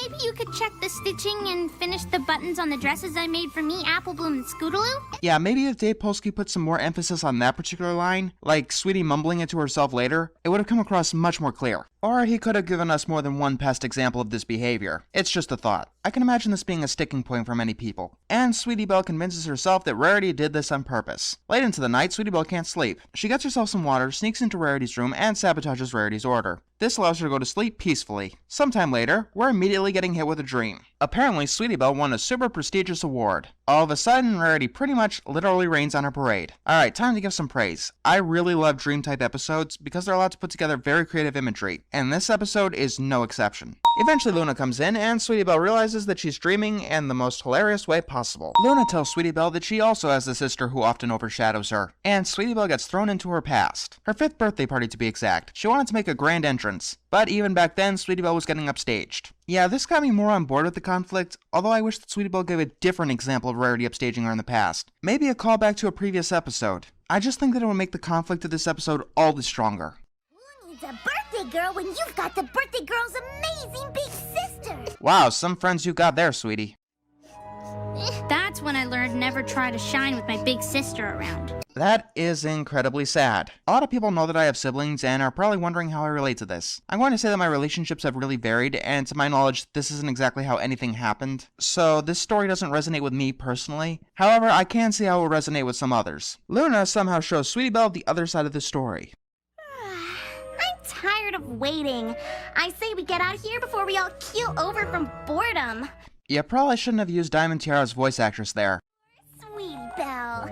No pony's gonna come to another one of her parties after this fiasco. Or maybe you should have used Diamond Tiara's character design, because that's fucking Diamond Tiara. And we see that Rarity saved the party from disaster and said that the party favors were Sweetie Belle's idea. And because we're parodying A Christmas Carol a few months late, we get to see the present next, with some really cool and creative imagery. So, to earlier that night, Rarity is fretting about how good her work is. She turns off the light, and we've apparently stumbled into one of those horrifying off-key music video versions of Friendship is Magic songs. And we go into the future, where Sweetie Belle learns what'll happen if she fails to rein in her worst instinct. Weird way to put it, but okay. And Sweetie Belle gets stuck to the ground in a very moving scene. The headpiece falls apart, and Rarity becomes humiliated. Like, her whole future's destroyed. Kinda thought that Luna was supposed to prevent nightmares, but okay. Maybe she is, just, you know, before they happen in waking life. It's a possibility. When Sweetie wakes up, she sees that Rarity left. So the CMC take a train to Canterlot. And there's another really funny joke about Sapphire Shore's music. The CMC are trying to get in, but Sapphire's bodyguards won't let her through. Oh yeah, I just remembered that I haven't re-reviewed a Dog and Pony show. The three of them manage to zipline in, and Sweetie Belle takes Rarity's box. Rarity chases the box down, while Sweetie Belle bounces into Princess Luna. And we learn that this is not actually a dream, and Luna helps Sweetie Belle fix the headdress, as well as make a special addition to it, which happens to be a dolphin. It's a really good episode if you can look past some of the minor inconsistencies here and there, and Sweetie Belle acting a bit cruelly. By the way, this is the difference between explaining and excusing. Dave Polsky did a good job in excusing Sweetie's behavior, it just came in a bit too late for my tastes. It kind of feels like an addition to Sisterhood Social, which is kind of obvious. I mean, you got the same cast. To be honest, even if this episode was terrible, I would probably still like it because I am a sucker for dream-type stories. But even looking past that, I will give it a thumbs up. And you know what that means? At least by my count, Dave Polsky has had a perfect track record all season. That's impressive.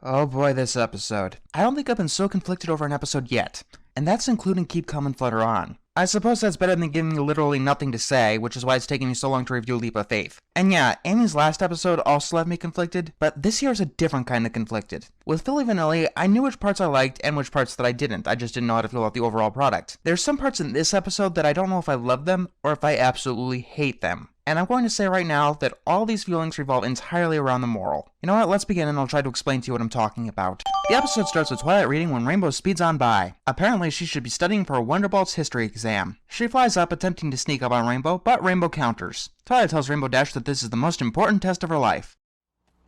Seriously?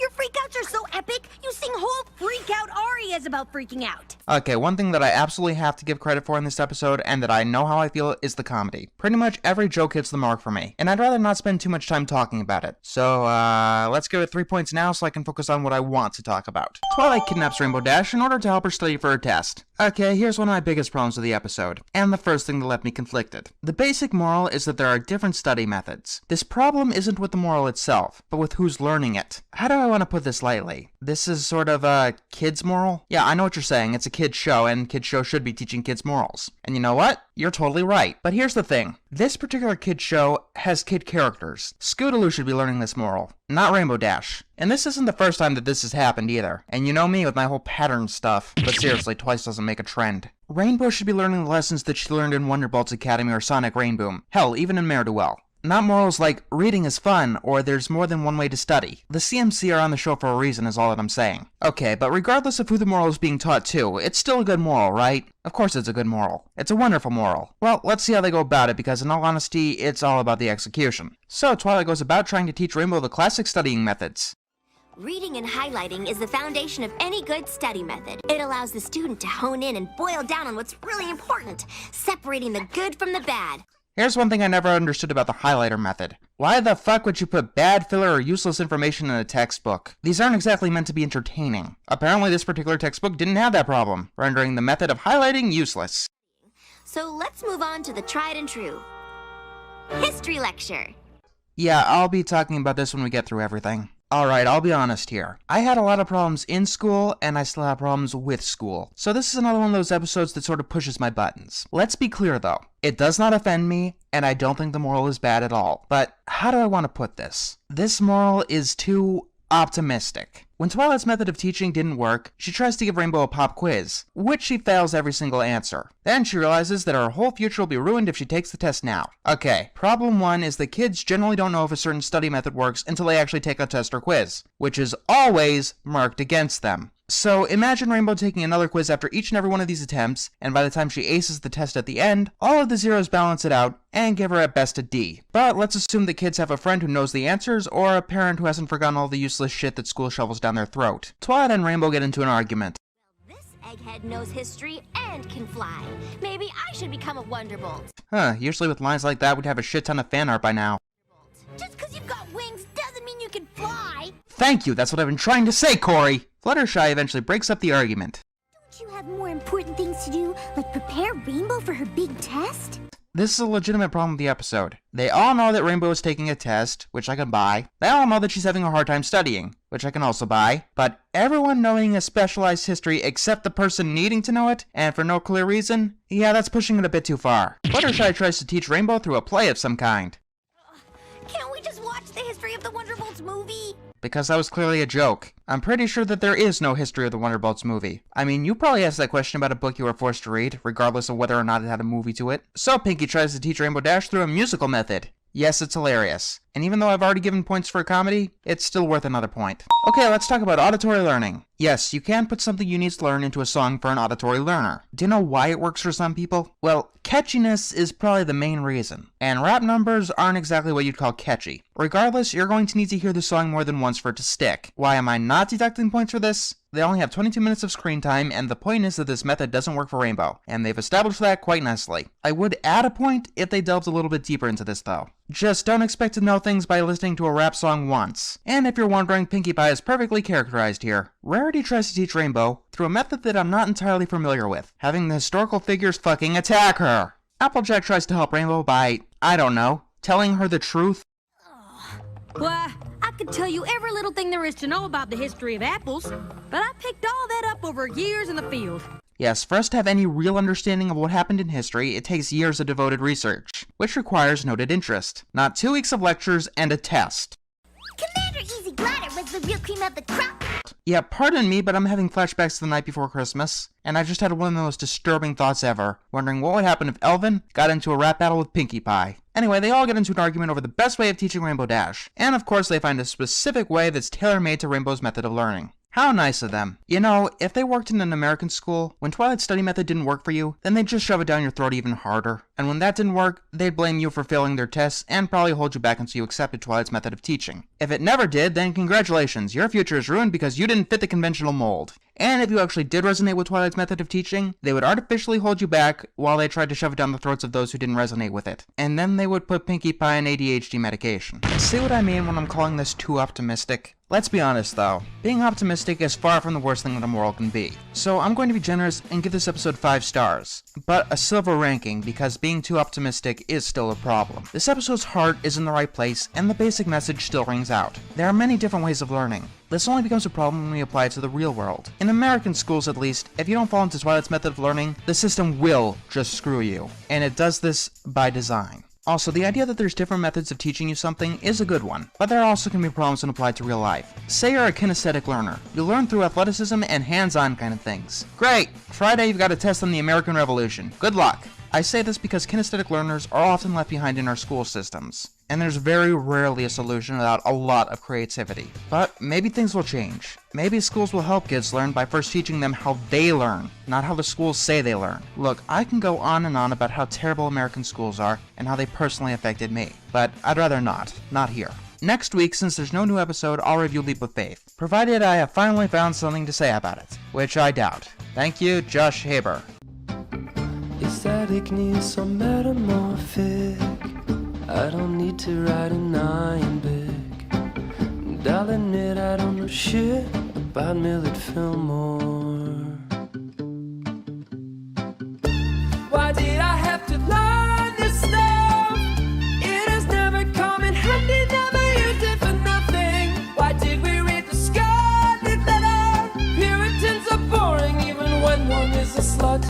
Scott Sonneborn, do you want people to hate you as a writer? I mean, having an episode take place in Rainbow Falls and Spike trading a Power Ponies comic, that's my problem. But having a direct reference to Spike at Your Service? Spike at Your Service, one of the most hated episodes of the show. And yeah, Corey Powell made a reference to Showstoppers, which is up there in terms of hatred, but that was something you could only notice if you were really paying attention. Scott Sonneborn was pretty much saying, Spike at Your Service happened, now deal with it. But besides that, let's take a look at this episode. You're all probably wondering what I think about it, since it's gone on to be rather panned. And I do usually tell you right up front how I feel, but I can't do that here because I don't know how I feel towards this episode. And that has nothing to do with any of the callbacks or what have you. I don't care that this episode takes place in Rainbow Falls. That's only going to be a problem when Fluttershy is forced to compete in front of an Olympic crowd. And I don't care that Spike wants to trade a comic book. I care about the pieces that work, the pieces that sort of work, and the pieces that really don't.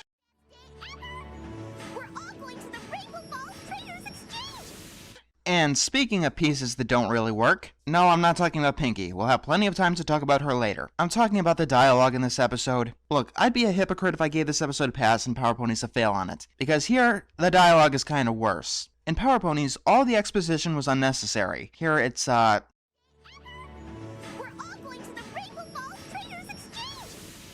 Thank you, Pinkie. We've all known this for about a week now. I'm not just going, we're accompanying a princess on an official royal duty! Yeah, Pinkie, Twilight's been a princess for quite some time now. Thanks for reminding us. There always has to be a princess at the exchange. Last year was Princess Cadence. This year it's me.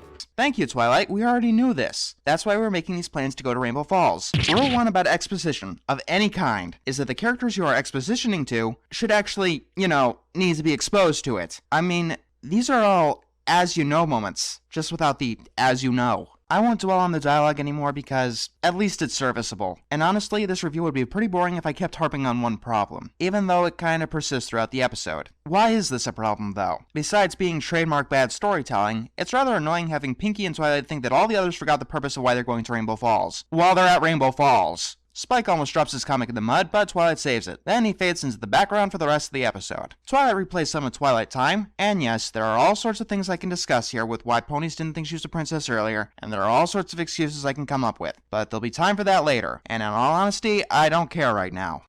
There's a pony here who's got a signed first edition of Daring Do and the Quest of the Sapphire statue.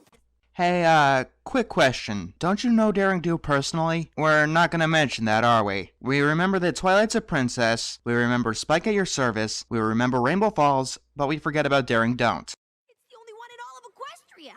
Oh no. Okay then, did the other first edition copies get, I don't know, burnt in a fire or something? Whatever. Fluttershy accompanies Rainbow Dash, saying that she wants to trade a bear whistle for a bird call, and allows her kindness to be taken advantage of. Didn't we already do this before? Like, really recently? Applejack and Rarity team up to reenact Look Before You Sleep, and like in Look Before You Sleep, it makes them look childish and petty. It also comes off like an afterthought to the episode, like the other stories were too short and they needed to pad it out a little bit. Then we got our third story, which is probably the most enjoyable of the three. Twilight wants to trade away some books, and Pinkie joins her. Rainbow Dash wants to trade away a rusty old horseshoe, but predictably, the owner of the book doesn't want it. Speaking of that, let's talk about the predictability complaint. Here's how the chain of deal story usually goes. The guy who has what the main character wants something, but the main character doesn't have it. So they go to another guy who has what the first guy wants, but they don't have what the second guy wants, and so on and so forth. And there is really not much deviation here. Now the question is, does it bother me here? Well, considering that it's balanced out by a story and a half, and it isn't done as much as the plot lines that Haber tends to write about, I'm gonna go with no.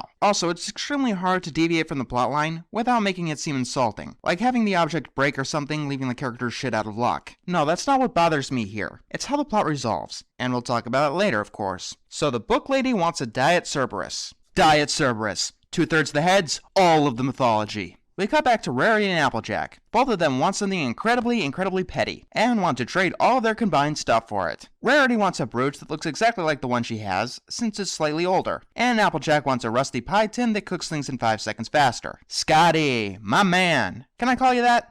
I see what you're going for here. You made, or at least tried to, make each of their desires equally petty, and tried to make the argument look petty by result. But instead, it only ends up making Applejack and Rarity look petty. Here's an idea. Make them want something that would actually be valuable to either of them, but hard for the other to see regardless. Like the thread that Rarity used in Rarity Takes Manhattan. Or a serum that would allow Applejack to grow an apple like she had in bats. It would have made their motivation stronger, it would have made them seem less petty, and it would have made the moral you tried to teach with them even stronger. Ha! You're bluffing. Am I? How can you tell? Well, because... I will give you this though. The comedy in this episode is pretty spot on. Fluttershy goes and calms down the Diet Cerberus, and the guy wants to trade for a lamp. The lamp guy wants to trade for an antique chicken? Wonder where that cockatrice got to. Do I have to? It's not even worth dignifying. Besides, we've already been through all these hoops before. Blah blah, more police think that inclusion of a disabled person thinks that it equals insulting of a disabled person. Blah blah blah. We could apply this to any character in the show, blah blah blah. This is sexist because it contains female characters, blah blah blah. This is immoral, apparently, despite coming from a Make-A-Wish foundation that helps grant the wishes of dying children, blah blah blah. He who fights monsters, blah blah blah. No, they won't censor it this time because he's integral to the plot, unlike Derpy Hooves was in the last roundup, most likely as a result of experience with this thing, blah blah blah. He's not offensive because the characters treat him equally and don't even react from blah blah blah, hypocrisy, blah blah blah. Anything else? Blah blah blah. Okay, can we please move on? The antique chicken guy wants a crystal chalice. The crystal chalice guy wants a spool of golden thread. The golden thread guy wants a beached whale. The beached whale guy wants a time machine. Actually, the crystal chalice guy wants the rusty horseshoe. I kinda thought that this plotline would go a little bit further. I also kinda thought that someone who wasn't a merchant, like a kid, would trade for the horseshoe, and Rainbow would realize the value of a good trade, and how somebody feels during a dishonest one. And then the chalice breaks. We cut to our final story, where a kid wants to trade a broken pen for all of Twilight's books. Pinkie rushes in and stops the trade. It has a purpose. It didn't come out of nowhere. It didn't really hurt anyone. She's actually kind of justified. And here's the most important thing. The narrative points to this being out of the norm. Must I elaborate further? Back to the other story. They bring the chalice to the chicken guy, and then the episode puts more emphasis on Fluttershy's lack of assertiveness, even though she's kind of climbed past that point. The lamp guy apparently went out to lunch. Pinkie starts channeling G3 Spike, and Fluttershy and Rainbow catch up to the lamp guy. To hurry the line, they start cooking. Then they trade the lamp for the Diet Cerberus. generous to let you outfriend me like that! We're really doing this again. Really. Fluttershy uses her bear whistle, which I thought that the plot had forgotten about, to clear out the crowd. While pulling the Diet Cerberus, Fluttershy loses the call. Now, the episode actually has been putting more emphasis on Fluttershy's soft-spoken nature than Rainbow's lack of awareness. So I kind of expected that to actually be, the lesson. In fact, I kind of think that they should have gone that way. Because, my god, do they really drop the ball here. The book person doesn't want the Diet Cerberus anymore. I've been watching that thing over in the Ancient Beast booth. It's crazy! I love how you made that decision only after Fluttershy calmed it down. No, this legitimately bothers me. She wants it when it's vicious and destroying things. So she tells these two that she wants it. Then Fluttershy calms it down, and only now she thinks it's crazy. If she comes and stays with us in Manehatten until it's trained. Okay, and now we've gotten to the truly infamous part of this episode. I don't think it's as bad as other people say, but yes, it's pretty bad, the worst part of the episode, mostly because it's terribly executed. Like I already said, it seemed to be shoved in out of nowhere, most likely because Scott forgot he needed a moral for these two. Secondly, Rainbow's obliviousness to Fluttershy was never really the focus of the episode. By doing this now, the episode is saying that Fluttershy's soft-spoken nature isn't the problem. In fact, it's borderline saying that Fluttershy doesn't have any autonomy. Speaking of Rainbow's obliviousness, Scott could have, and should have, made it so that Rainbow didn't hear the deal properly. Instead, it looks like she traded away Fluttershy. I mean, I could have tolerated this moment if it was made clear that it was an accident, which would have taken only 2 words. Instead, it looks like Rainbow not only values a book more than their friendship, but values it more than Fluttershy as a person. Not to mention that Rainbow Dash has a personal connection to Daring Do. So we get to the best of the 3 plots. But even that has to run into the ground somehow. Pinkie raises the value of Twilight's books too high and everyone walks away. This is the one I was so absorbed in the day Spike decided he owed Applejack a life debt. Seriously, who references Spike at your service?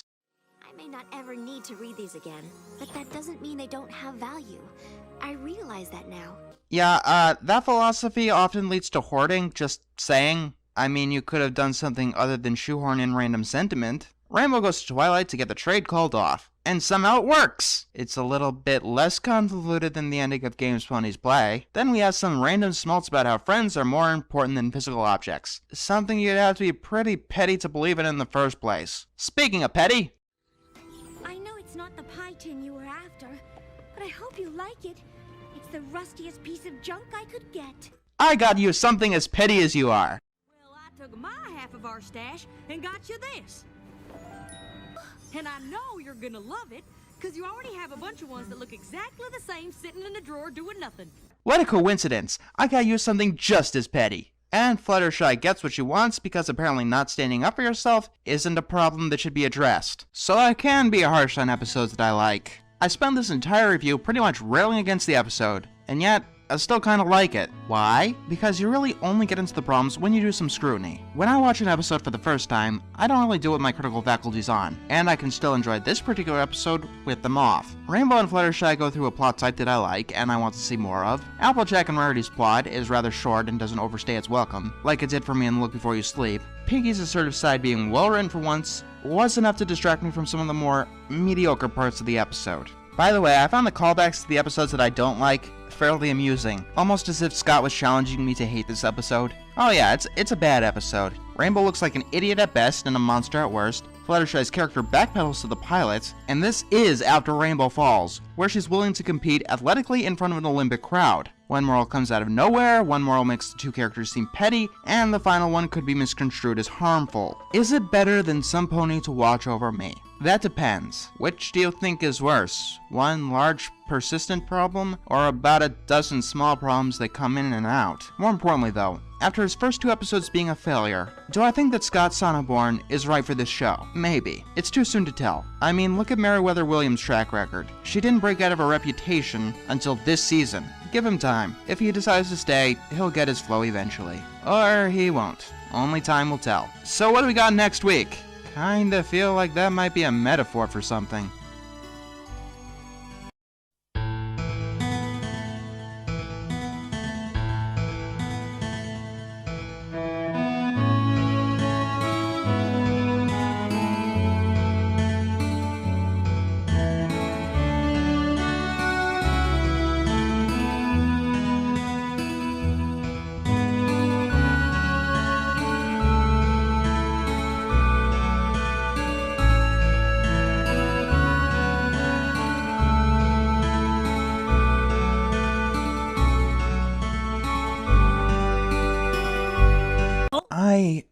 really don't want to do this. I'm making this clear right now. And no, it's not because I find this episode so horrible that I don't even want to revisit it. Considering what else that I review, you know that that can't be the case. You see, if this episode was the worst thing that I've ever seen, it would actually give me something to talk about. This episode gives me absolutely nothing to talk about. No, not compared to other analysts, but compared to the last Josh Haber episode that I reviewed. What did I say in that review?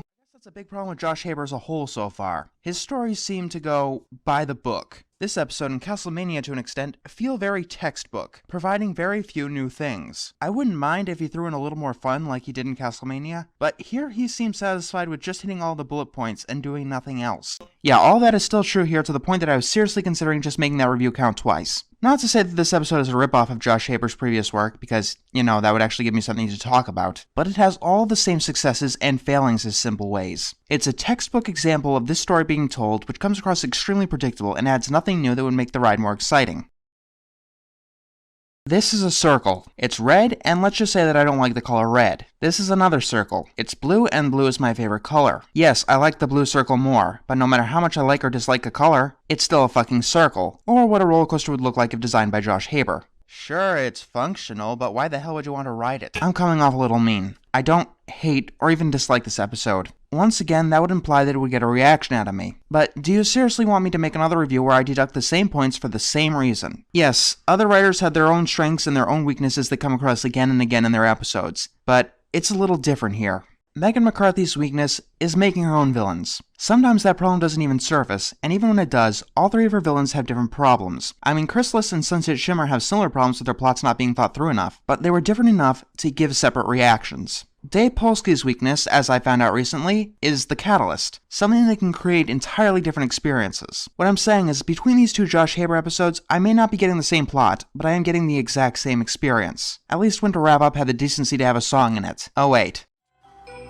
The Flim Flam Brothers. This should be interesting. It's not. At all. I mean, I could complain that it gets way too disjointed, but I could also complain that Winter Wrap-Up celebrates counterproductive traditions. How about making it a new genre that we haven't seen before? It's way too similar to the previous Flim Flam Brothers song. So now the Flim Flam Brothers are criminals. Well, based on what we've seen before, you know, with Trixie, infamy travels pretty well from Ponyville. Once again, nothing new. Look, if you want to see the strike system applied to this episode, watch my Simple Ways review, because honestly, it's no different, and I do not like to repeat myself. Alright, let's approach this from a different angle and ask ourselves how Josh Haber can fix this glaring flaw before he becomes my least favorite writer on the show. Yes, it's actually a realistic possibility. Most of Scott Sonneborn's and Charlotte Fulton's episodes are bad, but at least they're interesting. The answer's actually really easy. It's not to take plot types that are more interesting than Love Triangle or Scooby-Doo hijinks or the placebo thing. No matter what color you color that circle, it's still going to be a fucking circle. Obviously, breaking out of the safe zone is the best possible option. But if Josh Haber wants to stay there, he can start writing plots that are not inherently safe.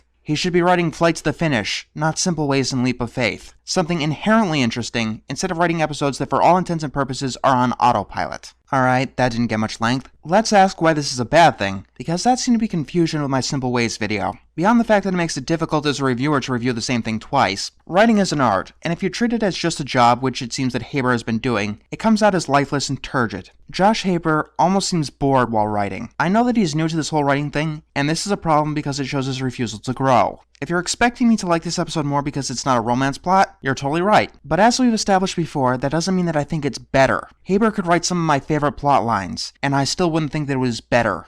I'm not asking for something like Hurricane Fluttershy from him. Actually, that's a pretty good comparison. Hurricane Fluttershy is essentially a bare-bones story about overcoming stage fright with no twists and turns. But the bare bones there are freaking amazing. You can do something new, or do what everyone else does, and do it better. Yes, I am quoting Heinz, the ketchup guy. Shut up. It's wise advice, and something that Haber needs to take to heart. Look, there's no point in talking about something that isn't interesting and that has been done before a million times. And the only thing worse than being talked about is not being talked about. I suppose writing 2 episodes with the same flaws and not having it be a ripoff is an impressive accomplishment, but it's not an ability that I brag about. What was so hard? Wait, this actually counts? Fair enough. So that was my Leap of Faith review. Here's our generic song. It sounds like hundreds of other songs. Things are always nice in this song. That's why no one remembers it. Generic song, generic song. Some jackass wrote this in his sleeve. Generic song, generic songs. It shuts up your kids so you can't complain. Corey Powell, we meet again. You know, I like to figure out what each writer's strengths and weaknesses are. And so far, Corey Powell has completely eluded me. Her episodes star different characters, have different quirks, and they go for different aims. And they have different sets of quality altogether. Seriously, the only thing that this episode has in common with any other Corey Powell episode is that it stars Spike and Owlicious. But that may be because Megan McCarthy helped write this episode for reasons. It feels very much like a Megan McCarthy episode, with a well-written Spike and a character's mental breakdown. Yes, this is the Rarity version of Lesson 0 and Party of One. It starts with yet another festival. Just because the attendees are young doesn't mean they don't deserve my very best creative work. This episode has my undying loyalty. Anyway, Rarity is designing a stage for a puppet master and spending time with Spike. Sure, why not? For putting form over function, Rarity disappoints her contractor, and that drags her into a depression. Spike tries to cheer her up, and goes to the library of the Castle of the Two Sisters. It's not who, it's what. That joke's not funny. It was never funny. Stop trying to make it funny. So, Spike accidentally pulls a book that unlocks a secret passage. Here, it's kind of more believable than too many Pinkie Pies, if just as coincidental. You know, because he actually lives in that library. He's only been in here, like, once. Maybe. Spike comes across a book that screams evil, and once again, I'm going to have to give the points right now for the comedy of this episode. Because this episode is a pretty funny one. But only 2 points because it isn't one of the funniest of the season. And you know, the fucking owl. You dipshit. Spike brings Rarity the book that has a rather interesting spell. Apparently it causes a lime green swirl to absorb into Rarity's horn. And as we all know, everything lime green is evil. No, seriously, everything lime green is evil. Oh no. The spell pretty much turns Rarity into a god, with powers almost on the level of Discord. I can kinda see why it was kept hidden like that. It also gives her an absorbent amount of inspiration. She instantly creates a new theater for the puppeteer. However, it seems that she wants to keep the spellbook a secret. And she also wants to keep the spellbook for a little bit longer. Spike lets her do so. The next day, we learn that Rarity has been up all night creating. She also decides that she wants to spread her creativity all throughout Ponyville, and that requires keeping the book just a little bit longer. She begins changing things in Ponyville that starts out rather benign. Everyone loves surprises, especially when they're gorgeous ones. Ah! Sounds way too much like Wisteria. Sounds way too much like Wisteria. Moving on. Rarity also convinces Spike not to tell anyone about the book. Then she puts Rainbow in a dress. That could kinda work as a prank, I guess. Actually, that would be really funny. And she gives Fluttershy's bird a huge mansion that gets him lost. There still seems to be the same problem where form precedes function, and Spike keeps telling her what she wants to hear. All the while, the owl is pelting him with acorns, trying to remind him what he has to do. Next, Rarity changes up the festival to one of a fancy party. And yes, that's a very funny joke. Sometimes all you need is a reaction. Oh, and Rarity has become very, very scary, and gives Spike some diamond armor. Why he doesn't eat it, I have no idea. All of a sudden, Twilight comes by. This? I just wanted to try out a new look. Yeah, who cares as long as it keeps the creepers away. Unfortunately, Twilight's presence doesn't really culminate into anything in this episode, and like many Season 1 episodes, she could be written out entirely and the episode would actually be kinda better. You realize that capital cities like Washington, D.C. and London have mayors too, right? The royalty takes care of the country while the mayor takes care of the town. Also, this kinda bugs me. Why can Spike sometimes understand Owlicious but sometimes can't? Oh yeah, because someone somewhere thinks that Who joke is funny. It's not. It never was. So Spike plans to get rid of the spellbook to avoid telling Rarity that she's causing harm. And it's incredibly easy to find her because she's turned Ponyville into El Dorado. What do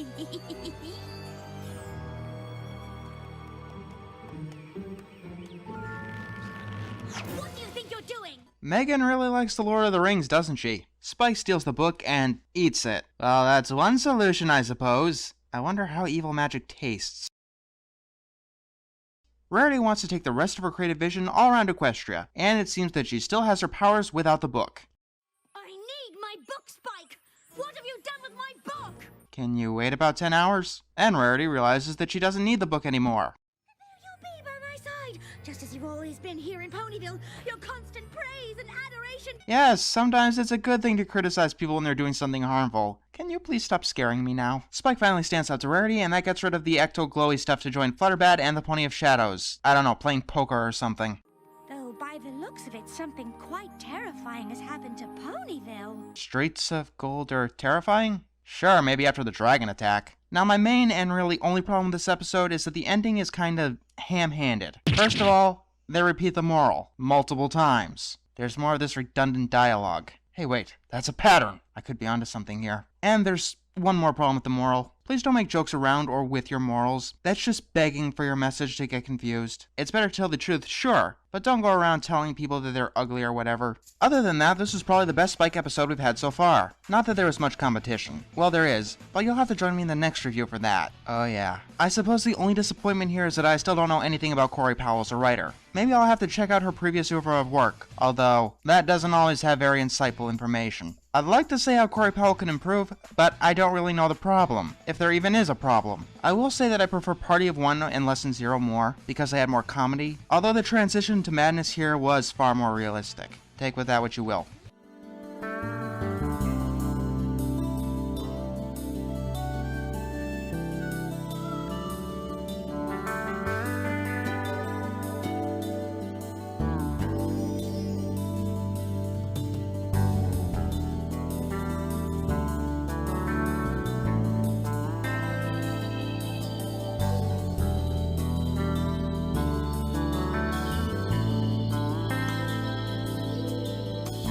Here's an unspoken rule of my reviews. I review what an episode is, not what it could be, or even what it should be. In the end, what an episode could or should be isn't really important, and we're all going to have vastly different opinions on the matter. So if this episode disappointed you in any way, I'm not exactly going to be here to justify that argument. Quite the opposite, actually. They say those with low expectations are never disappointed, and Equestria Games proves it because I expected this episode to bomb like mad, due to the failings of its forebearers. Let me explain. Go back to Rainbow Falls. My main gripe with that episode, one of them, is that Fluttershy was competing to be in front of an entire Olympic crowd, despite having crippling stage fright. I was expecting that problem to be front and center here, or have her suddenly burn with stage fright and be characterized as a complete idiot for not expecting the biggest event in all of Equestria to have a rather large audience. I am thoroughly convinced that making this episode a Spike episode was purely done out of necessity, although making it back-to-back with another Spike episode was not a good idea. Corey Powell is behind both of these problems. If I didn't know any better, I'd say that there was a conspiracy going on. What I'm trying to say here is that where most people felt disappointment, I felt relief. Yes, this episode could have been great, but it also could have been a disaster. It could have been events and plotlines that we had already seen in earlier episodes with characters demonstrably flanderized, with their entire defining traits forgotten. Yes, those were my problems with Rainbow Falls. Between having a Spike episode or having Rainbow Falls 2, I'd go with having the Spike episode. Either way, I said I was critiquing what is here, not what could have been. So neither relief nor disappointment counts. Let's just see what we get and go along with it. The episode starts with a train reminding us of the episodes that led us here, for better or worse. No matter what your sport is, we gotta give it our best, because we've all got a genuine shot at Ponyville gold. With the possible exception of bulk biceps, Fluttershy, and me. Then why are you competing with non-athletes? Sorry. Look, Dave, I know it's not your fault, but I have to deduct a point for all the problems carried over from Rainbow Falls. Like Fluttershy totally forgetting her stage fright. I'll get there someday, but for now, baby steps, every pony. Baby steps. Yep, those are really paying off. Rainbow Dash gives a pretty nice pep talk that seems almost like a different character from Rainbow Falls. I'd like to say that I'll stop talking about that episode, but I have to talk about previous episodes in the arc. That's kinda how it works. It's like talking about the second part of a two-parter without talking about the first part. They finally make it to the Crystal Empire, while Spike is making himself helpful. Give it a rest, Apple Bloom. Aw, she's just nervous, that's all. Perfectly understandable. It better be. Hey, go big or go home, right? Spike has a trick that he uses to calm himself down. Considering who he lives with, that seems rather necessary. Some Crystal Guards whisk Spike and basically call him a hero. Is that why he wasn't allowed to come here in games Ponies play? This is why we all hope you do us the honor of lighting the torch at the opening ceremony. You'd be the very first dragon in the history of the Equestria Games to do so. Because they're all selfish brutes. Why is this episode reminding me of like every episode that I don't like? Ed Valentine didn't write this. Actually, that might have helped. With an arc like this, it might have been best to have the same writer write every single episode of the arc, so the vision doesn't get complicated, and so it knows which way it has to go. Dave Polsky did write 2 of the episodes of the arc, but the episodes he didn't write, namely Rainbow Falls, knocked it right off track. I also find it odd that he's written 5 episodes this season, when most other writers have written 1 or 2. Twilight sits on her throne, and we learn why Twilight couldn't compete in Rainbow Falls. It's because Rarity couldn't compete. I thought that would be pretty obvious. But I also thought that keeping Fluttershy out of a voluntary sporting event would be obvious too, so who am I to judge? Miss Harshwinny instructs Spike on what he has to do. and all of a sudden Spike gets some stage fright. This is what I meant when I said that Dave Polsky's weakness is his catalyst. If this plot spent some time with Spike hyping himself up, his sudden stage fright would be a lot more believable. As it is, it kinda comes out of nowhere. But it does give credence to Spike not using his fire and Spike at your service. Also, another reason that I wasn't disappointed we didn't see the games is because we've been seeing them throughout this entire arc. There isn't much that they could have done and not have it been a rehash. Spike is too nervous to light the torch, and let's just say that Dave Polsky's episodes get monumentally better after the catalyst is taken off. I believe that's kind of why people have a problem with Daring Don't or Games Ponies Play or Over a Barrel. So, Twilight lights the fire for Spike, and the games begin. Spike comes to the logical conclusion that Why would I be upset to discover I can light fire with my mind? What? hey, the Dave Polsky comedy is back. Twilight tells Spike the truth, and another rehash is averted. Spike is noticeably crushed, and no longer feels special. Yeah, see, if we had more time with Spike basking in the glory of being a hero of the Crystal Empire, this catalyst would be much, much stronger. Our next event, the Aerial Relay. You guys seriously want to watch that? Again, even though we had a whole episode about it. Unicorns will no longer be admitted without a disabling spell to prevent cheating. That's kind of racist. I wonder if there's like a unicorn group ranting about that, trying to get ponies to sign petitions or something. But in all seriousness, why do people have a problem with these gates? He just gave you the reason to stop cheating! From a narrative standpoint, it's to stop Twilight from bailing Spike out again. I realized that on my first viewing. And that means that Spike's going to do something that requires him to be bailed out. For Pony's sake, next thing you know, you'll be asking to put on a rock concert. You gave Hasbro the idea, didn't you? So Spike wants to sing an anthem. Unfortunately, it's the Cloudsdale anthem, which he's never even heard before. Now, songs don't factor into my reviews, and technically I'm counting this as a song. It didn't make my critical opinion of A Friend Indeed better, and it's not going to make my critical opinion of this episode worse. Now, my thoughts on the song itself. A lot of people are mixed on this, but I actually consider it a major improvement on the Showstopper song. Why? Because we get to see the expressions on several of the ponies. That's cringe comedy done correctly. I just love it how dumbfounded Rainbow looks. Spike is moping in his room and he's packing up, obviously humiliated. We get to see the final game, Ice Archery, and from what I can see, these games are all pretty standard. Could they have used the backdrop of the sports for this episode? No. The only characters that were in the games that we've come to know, our main fucking characters, were Rainbow and Fluttershy, and the characters competing around them had already been revealed in a prior episode. Using the sports as a backdrop would have been completely redundant, unless you're seriously expecting them to create an entirely new character and base a whole plot around them. Did you expect that? Twilight goes to get Spike and he dresses up in a disguise. Whoever encases their entire target in ice first wins. Keep your eye on number 7 from Cloudsdale. Or alternatively, we could have an entire episode where Rainbow Dash just explains the rules of a bunch of games. It's not like they're going to shove random watchers into Olympic-scaled games. Are you kidding? I've totally let ponies down. That's not the point. Yeah, she lets ponies down when she does bad things, good things, and things she can't help. Unfortunately, this pep talk doesn't cheer Spike up. And an athlete chokes and launches an arrow into the sky. Athletes sometimes do that. Not the launching arrows into the sky part, the choking. Even in grand scale performances, athletes can choke. Also, with the disabling spell in place, which was now given even more narrative reasoning, there's a realistic explanation to why no one can help except Spike. He actually has his flame breath, and melts the cloud. And the games, oh great and honorable Spike, the brave and glorious. People, Spike is being praised as pretty much a god. What more do you want? Then we get a really, really good moral. It doesn't matter how many people you please. You'll never be pleased until you please yourself. If I may, I relate to this moral a lot. As a content creator. It doesn't matter how many comments or thumbs up I get for a video if I think the video is phoned in or bad. And actually, sometimes getting the likes and comments can be disheartening. Spike lights up the fireworks. No matter how many times others tell you you're great, all the praise in the world means nothing if you don't feel it inside. And I'll be talking more about that during my next admirable animation. Let me ask you how this sounds. We see Rainbow Dash and 2 ponies who can't fly compete in the Equestria Games, an Olympic-scale event, one who usually has stage fright. They compete against the Wonderbolts, despite already seeing this in Rainbow Falls. And with that only taking up 5 minutes of the plot, Rainbow Dash decides to narrate other sports, not going too far into any particular character, because every pony is only allowed to compete in one event. This plotline has as much merit as any of these could have been awesome plotlines that I've come across. Sounds like the best plot in the world. In turn, we've got an episode where Spike is treated with respect, goes through a coherent and understandable plot, given a moral that isn't bullshit, and has closure. Here's my 2 cents. If the episode stuck with showcasing the Equestria Games, it would have been significantly worse and have been even more disappointing. It's disappointing not getting what you want, sure, but getting what you want and having it come nowhere near your expectations is far more disappointing. Most of this philosophy comes from Rainbow Falls, but it's not like the whole arc was strong to begin with.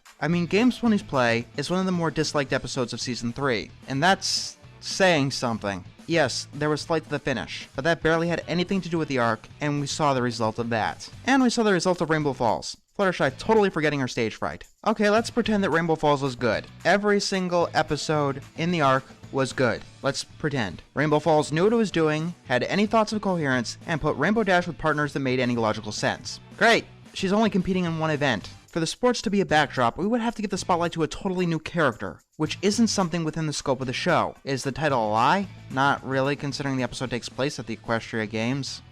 All I ever wanted, sweet perfumes of incense, graceful rooms of alabaster stone. All I ever wanted, this is my home. With my father, mother, brother, oh so noble, oh so strong.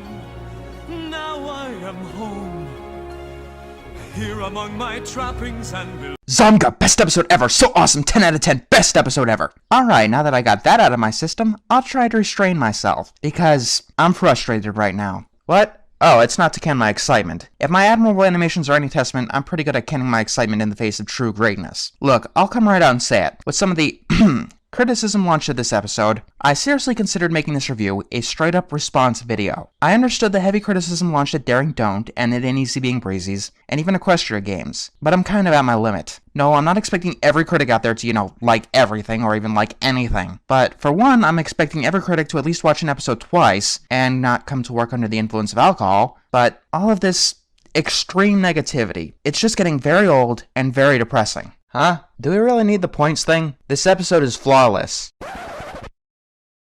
No, really. I can find pretty much nothing wrong with this episode. I'm dead fucking serious. The episode starts with the main 6 entering the Crystal Empire. Twilight is apparently here on royal princess duties that seemingly come out of nowhere. It's almost like after 26 episodes, she's finally realizing how little bearing it actually has on her life. You know, like a normal person would after seemingly important change happen to them, and nothing really changed. It kinda makes no one treating Twilight like a princess, and the majority of the other episodes this season make perfect sense. Hey look, it's Flash Sentry for no reason whatsoever. The royal duty that Twilight has to do is pretty much unfurl a banner, something that could very easily be considered the straw that broke the camel's back. But seriously, the dialogue here is to reinforce the fact that stuff like this has been happening for quite some time. Like Twilight presiding over a festival, where her duties hadn't been used. Like, ever. Hey, it's almost like the Pinkie thing, just, better. Sometime later, the dignitaries leave, with Twilight finding her visit rather meaningless. And then we get a song that is absolutely fantastic.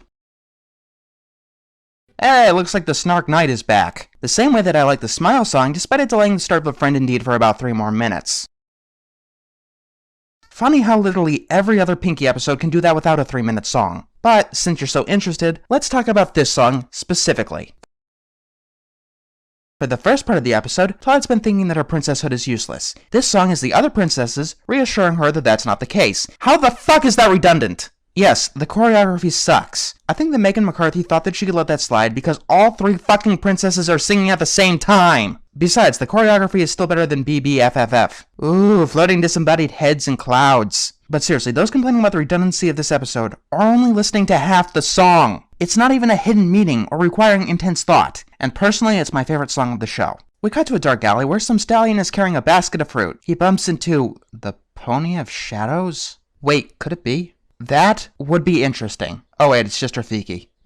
I will take what should have been mine long ago.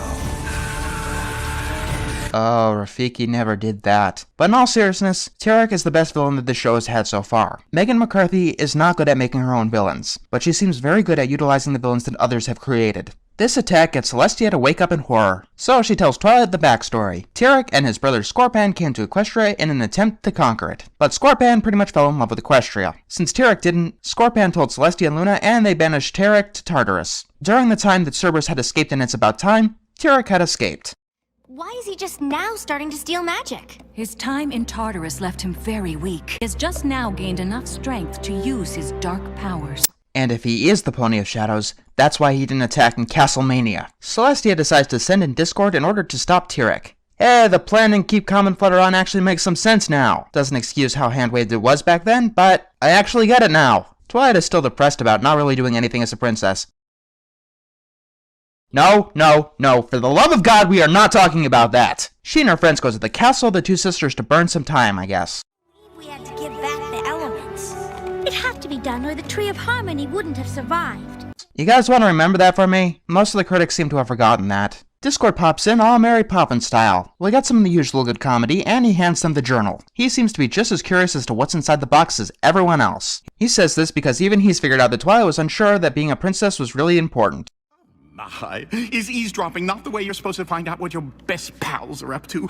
Wait, it isn't? Discord bookmarked each of the pages in the journal where each of the main six got their keys. Well, all except Twilight, who still doesn't have her key. Twilight decides to do some research, but none of them find anything until they actually decide to read the journal. Meanwhile, Tyrek is absorbing all of the magic. Discord and Tyrek have a standoff. While Discord has the upper hand with his powers, Tyrek seems to have the upper hand with his charisma. Is this how he was in Generation 1? I have absolutely no idea. I kinda feel weird that the first generation is the only generation that I have yet to watch. Tyrek offers Discord something apparently greater than friendship. Freedom. And I will say one thing about this episode. It makes me wonder if some of the previous episode's problems were intentional. Was it intentional that Twilight wasn't being treated like a princess all season? Was it intentional that Discord's reformation was rushed? Or did Megan McCarthy just decide to capitalize on an opportunity? Considering that she's an insane genius, all bets are off.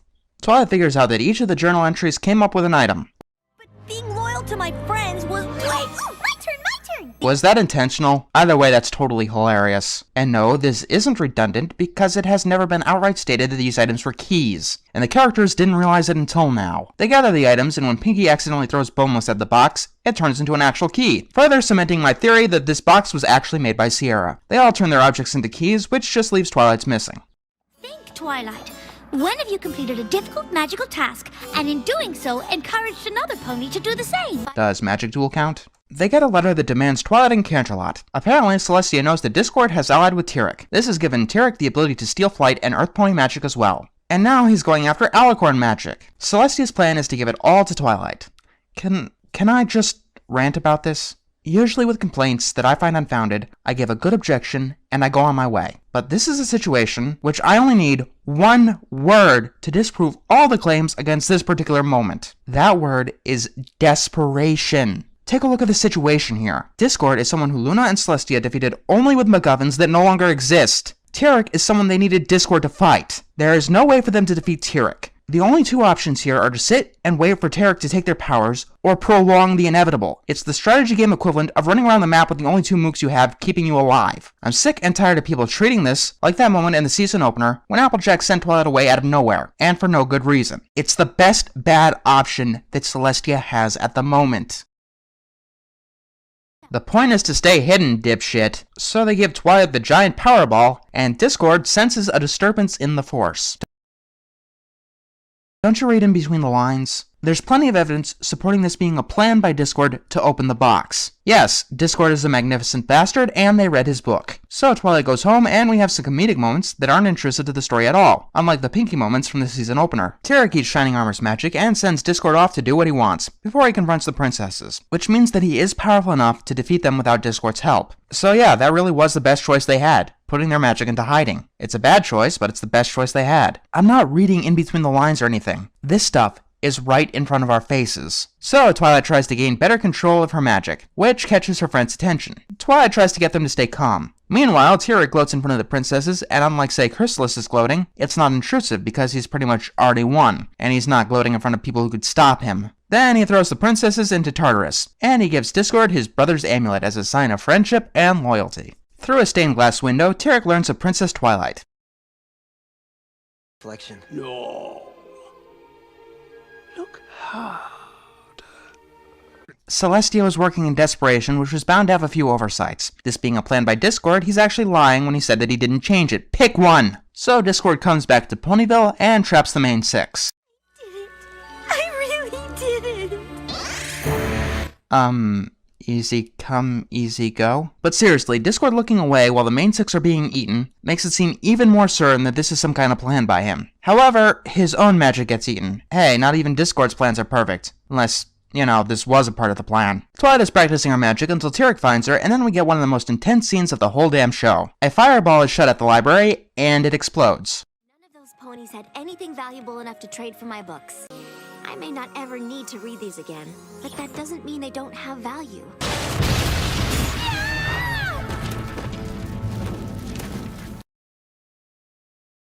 The only thing that library ever symbolized was the $19.95 you could spend at Toys R Us. If a pair of wings didn't change the show, Twilight's changing a place of residence ain't gonna change the show either. But I honestly can't tell if this is supposed to be a joke. Twilight gets really angry and starts fighting Tyrek. And yes, I can believe that destroying all Twilight's books would give her enough anger to completely control her magic instantly. I'm not joking.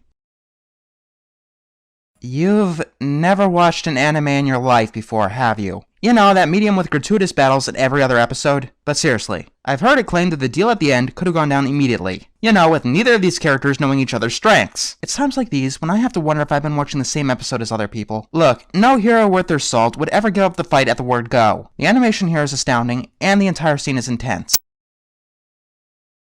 Because Twilight would have fought even harder to save her friends and might have beaten Tyrek. Because Tyrek wouldn't make a deal if it was unnecessary. Worth it? Oh, but you are Fluttershy. I had magic and friendship, and now I don't have either. Each of the bubbles gives Twilight a part of a rainbow thingy, and she frees each of her friends. Tyrek eats her magic and flies off. Discord gives Twilight the amulet as a sign of their friendship, and it turns out to be the final key. They open the box and get some sort of weird rainbow power. You know when you're playing a video game and you defeat the final boss, and it turns out that they have a second form that looks positively ridiculous? Yeah, that's kind of what I feel here. Do you even know what a Deus Ex Machina is? It's something that comes out of nowhere and saves the day. I.e., not something that's been built up for the entire fucking season. Now for the rainbow power itself, I don't care. It's not important and it's not on screen for long. Yes, it's an obvious toy play, but after how awesome this episode is, Hasbro deserved it. Then everything wraps up nicely and the box is nice enough to give Twilight a new house. Give him time, he'll get over it. Yeah, whatever. Each of the main 6 and Spike have their own throne. They forgive Discord, and we have a final song that reminds me a lot of A Kingdom for Keflings, which can only be a good thing. So that was my new favorite episode. No, that is not why I was so anal and defensive of this two-parter. Look, I don't care if you're going after Pinkie Pride or putting your hoof down. If you can't go deeply enough into an episode to organize your thoughts, then you shouldn't be talking about it at all. Nitpicking is not funny or cathartic or cute or whatever. It's annoying and tedious. Lately, the Brony analysis community has gotten a bad reputation for being overly negative and nitpicky, and it's not entirely unearned. The pleasure of enjoying something far surpasses the pleasure of critiquing it. That is the philosophy that I built myself on. Do you think that I like giving any episode a failing grade? No, I'd love to enjoy Power Ponies or Ghostbusters. No, I'm not saying that at all. That'd be stupid and hypocritical, especially since there are 17 episodes that I personally have a negative opinion on. When you look like you're having more fun ravishing a bad episode than enjoying a good episode, you will inevitably fail. If you come across as bitching for the sake of bitching, then you failed. You want a tip? Try to figure out what a bad episode does right, or at least give the impression that you're trying to. Don't be dismissive. I don't care if you found the fight scene pointless filler. You should at least talk about it, or don't be surprised when people blast you for having an opinion that you didn't back up. Believe it or not, making this review required me to bite my tongue so hard that it's fucking bleeding. Personally, I've done some stupid shit on this channel. Some intentional, some not so much. You two dumbasses. You want to start at the bottom? You'll start at the bottom. Whose idea was it to put them together? Charlotte Fullerton passed the episode off to Meriwether Williams because her husband's recent death put too much strain on her, son of a bitch. And trust me, there's nothing more embarrassing than going into an angry rant over something getting a fact wrong, when you yourself have gotten the fact wrong. Because if I didn't, then I wouldn't be making videos in the first place. Weird that I started doing this shortly after Magical Mystery Cure first aired, isn't it? There's a difference between being negative and nitpicking. If you've asked why to something that an episode presents, you have to ask, why does it matter? If you can't find a good reason, then drop it from your review entirely unless you can make it clear that it's only a personal problem. When writing a script, follow-up questions are your friend. What's the ultimate difference between being negative and being too negative? It's all subjective. Just don't be pretentious, that's the key. If your audience has an opposing opinion, They should not feel alienated or like the enemy. Obviously, most of the time you're not going to be able to tell that until everything is said and done. But if you've cultivated a respectable audience, they'll be sure to let you know. And you have to be sure to learn from it. There is one thing that I ask for in a negative review. Just one solitary thing. Let me know that you care. Even if it's the worst episode that you've ever seen, go into it with the best of your abilities, or at least pretend to. If you don't care about what you're reviewing, either positively or negatively, then why would I care about your opinion? Also, remember that the trope is to accentuate the negative, not exaggerate the negative. All I'm asking is to stop being the snark knight. If I ever do that, you have my permission to pummel me with a stick in the street. Fuck it, you know what? It's worth it if it means keeping myself in check.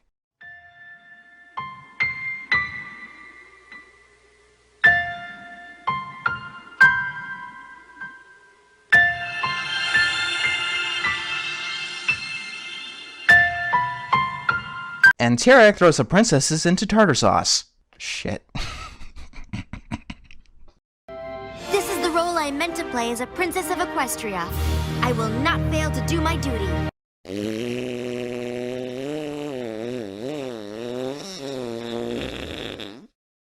So, Season 4 has come and gone. How'd we do? Well, from a personal standpoint, this is my favorite season. However, I don't think that that properly articulates how I feel about the season. So I'll say, with Season 4, Friendship is Magic has pretty much become my favorite cartoon currently airing. I don't think that it's good as Samurai Jack or even Courage the Cowardly Dog, but it's getting there and it's well on its way. I didn't just like Season 4 because it was really good, but because it was really interesting as well. One of the running themes throughout Season 4 was off-the-wall concepts. Fluttershy's a bat. Go! Daring Do is real. Go! Pinkie Pie and Applejack might be related. Go! Some of them hit it right out of the park, and some of them didn't even get up to bat. That might be why people are so divided on some of these episodes, because it's understandable. A lot of the concepts were very hard to buy. I still think that the episodes did well for what they were trying to go for. It feels very much like the show is trying to broaden its audience without, selling out. And that is something that is very respectable. Some episodes were full of action, some were more subdued, and most were somewhere in between. With only 3 episodes that I didn't like, this season impressed me quite a lot. Season 1 had about 5 episodes I didn't like, as did Season 2, and Season 3 only had 2.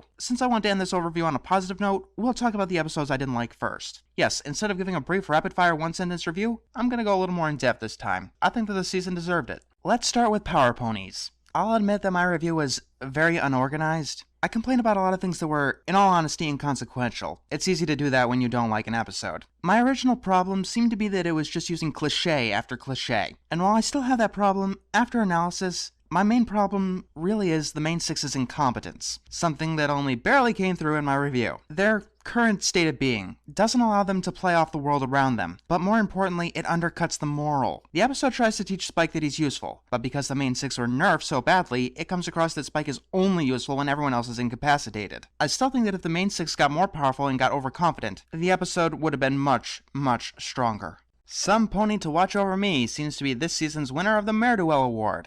That one episode that's pretty much considered the worst episode of the season. While I don't agree that it's the worst of the season, it's still the first winner of the Mare-Duel Award that I don't like. Applejack is out of character. What more can I say? Well, the moral is butchered beyond all belief on top of that. I can enjoy Mare-Duel, Pinkie Keen, and Spike at Your Service, but I could not enjoy this. Because the focus was on the conflict, which was forced, and the moral, which was just broken and stupid. Not to mention that this episode has the exact same structure as Feeling Pinkie Keen, making this episode pretty much redundant in the truest sense of the word. Last and certainly least, we have Rainbow Falls. With even my most hated episodes, I can normally tell what they were going for. Ghostbusters tries to tell people that you can showcase your talents as long as you don't be a braggart. Dragon Quest tries to tell people who you are isn't what you are. And May the Best Pet Win tries to give Rainbow Dash a pet. If I'd have to hazard a guess, I suppose it was trying to get Fluttershy into the Olympics. But if that was the case, I'd have to wonder why. What would have otherwise been a cliched underdog story was destroyed by dialogue that did nothing but waste time. Choices that had no real weight, and characters being only shadows of themselves. With fan service that I can only assume was there to distract from the other problems. Not to mention that it single-handedly derailed the Equestria Games arc.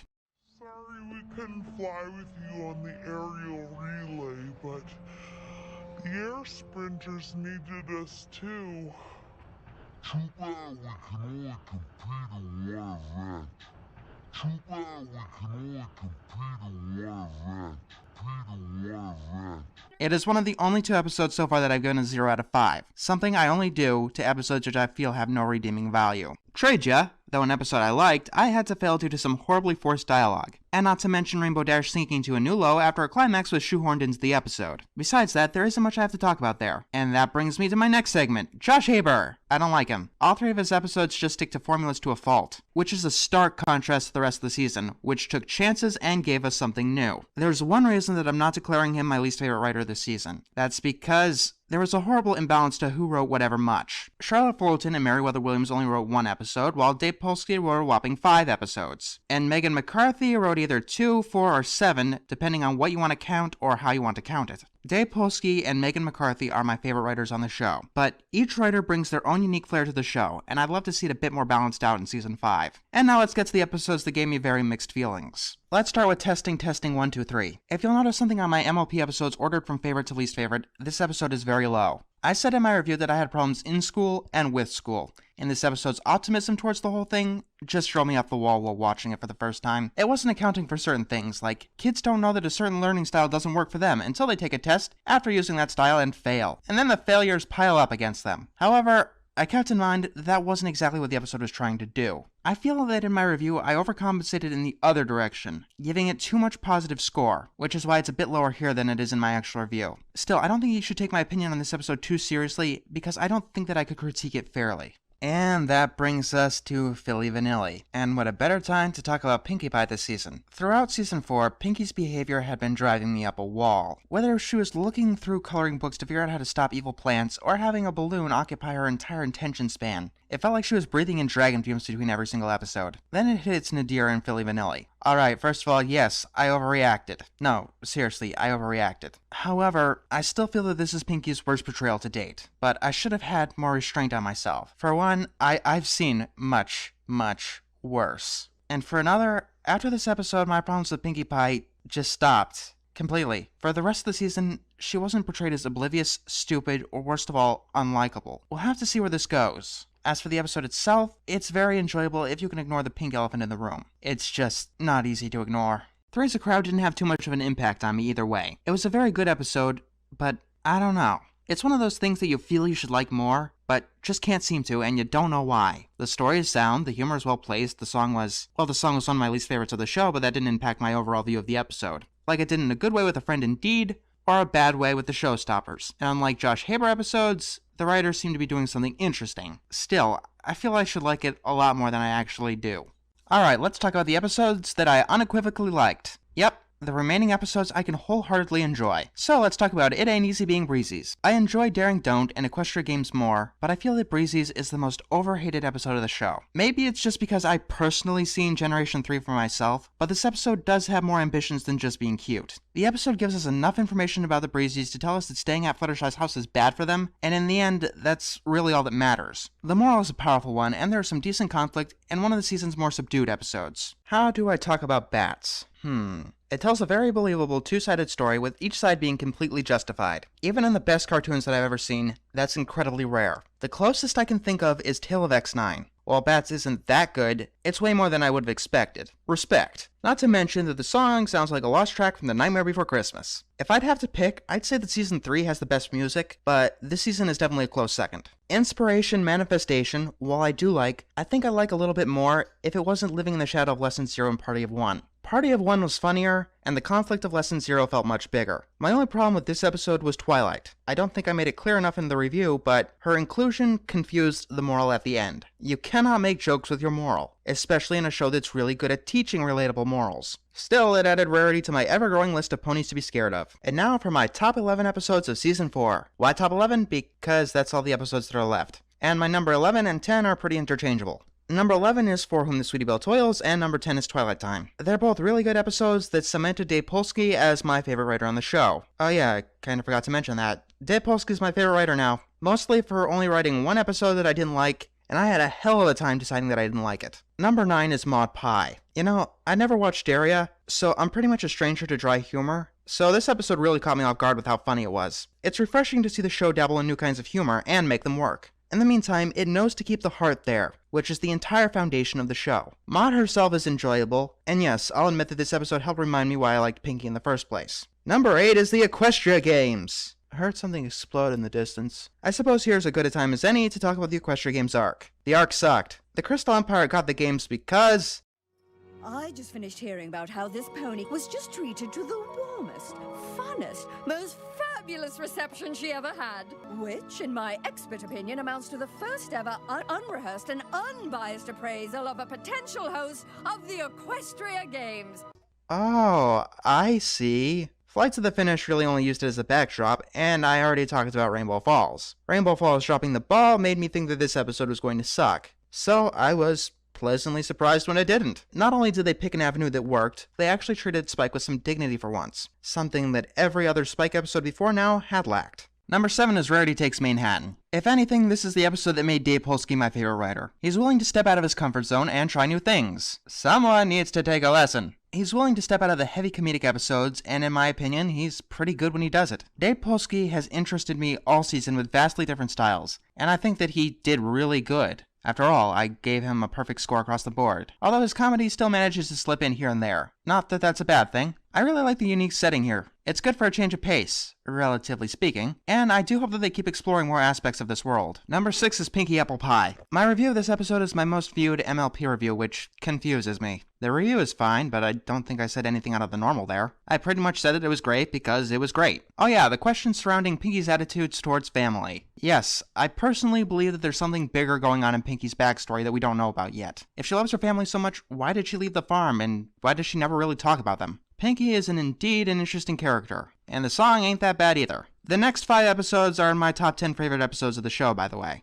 Number 5 is Daring Don't. Weird, another explosion. Wonder if I'm gonna get thunder soon. Daring Don't is fun to watch, plain and simple. I never thought that the concept was very hard to buy myself. In fact, I personally think that I'm happier that she is real. It means that we have so much more story potential here yet to be explored. Not to mention, the moral of this episode really touches me. Maybe I'm a sucker for the action-packed stuff, or maybe I'm a sucker for all the new stuff that Season 4 tried. I already said my piece on this episode, and it was really fun to review as well. I can only hope that Daring Do returns again, but then again, at this point, I suppose that would be like asking Meridowell's to return. Number 4, Princess Twilight Sparkle. While watching previous 2-parters, they never really hit me in the gut. I wondered how people were getting such an amazing reaction to the return of Harmony and A Candlelight Wedding and A Friendship is Magic. I think they're all very good episodes with the exception of Friendship is Magic, but I had a hard time figuring out why so many people consider them their favorites of any given season. Then I figured it out when watching Princess Twilight Sparkle. It seems to be all about spectacle, telling very big stories with very big stakes, and having some stunning animation. I still think this episode has the best animation in the whole show. Number 3, Flight to the Finish. What more can I say about this episode? I've already talked about it twice before. Its only failing is not really getting started until halfway through, mostly to explain more things about the Equestria Games. But after that, it reaches for true greatness. Actually, I guess I could talk more about the arc. This episode was only held back by being forced to talk about the Equestria Games.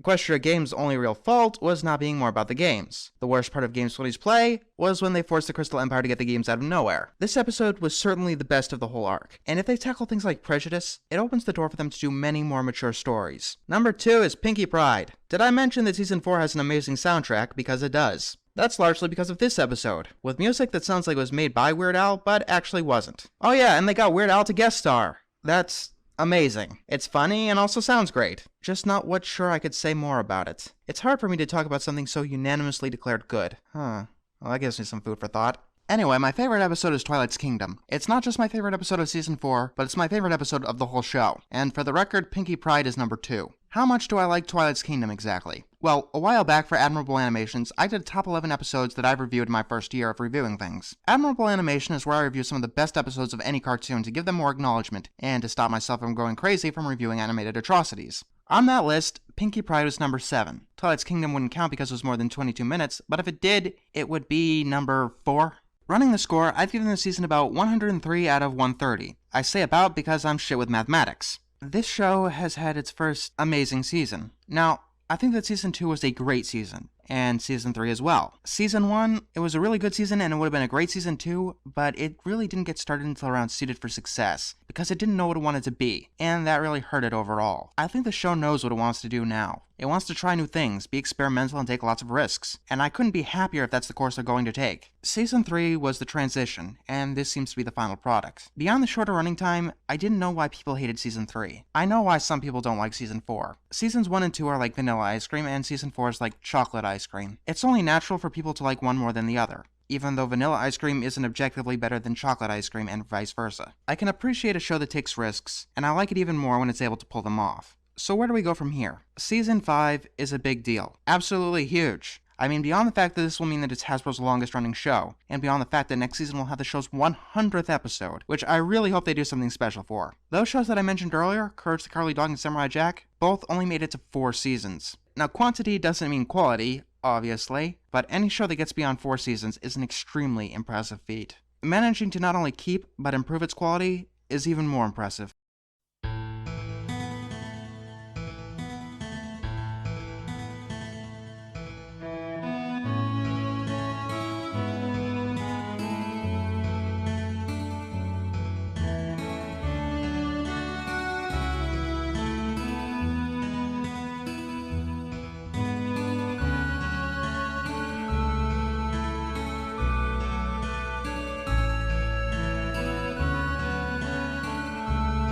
So, Mr. Enter, tell me what's on your mind.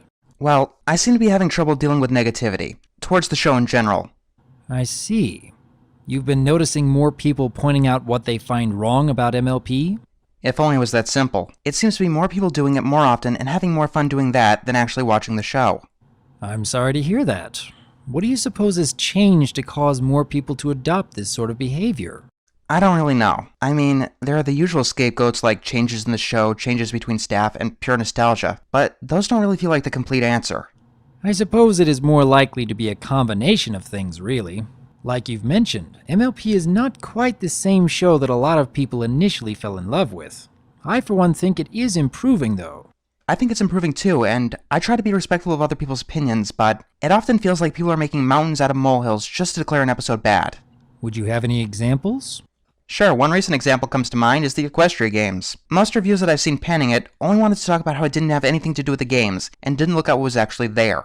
Ah, yes. I won't deny that I was expecting the episode to focus more on the games themselves, but I was pleasantly surprised when the story went against my expectations, and in a really good way. It defied my expectations too. Rainbow Falls established some rules that made me think that showcasing the sporting events wouldn't work out very well. Well, the MLP staff have managed to exceed our expectations many times before, and I would guess that a lot of people were hoping to see that with the games themselves too. Instead, we were given a lot more depth to Spike's character, and I'm certainly glad to see the writers giving him such great moments in the spotlight. If only others were so optimistic. Like I said, they decided to not talk about that and instead focus on what we didn't get. I can only haphazard guess as to why others wanted to focus on the negatives of that episode, or really any episode. However, I do think that a lot of people still believe the series is headed in a good direction, or at least the majority anyways. And I know there are those who used to praise MLP to no end, and now seem to have more difficulties accepting the show's changes. As much as I'd like to help others see more of the positives, I understand that I simply can't help everyone. And I suppose if I focus so much on why others are putting their efforts on the negatives, then there may be a point where I just might put too much focus on the positives just to try and balance things out.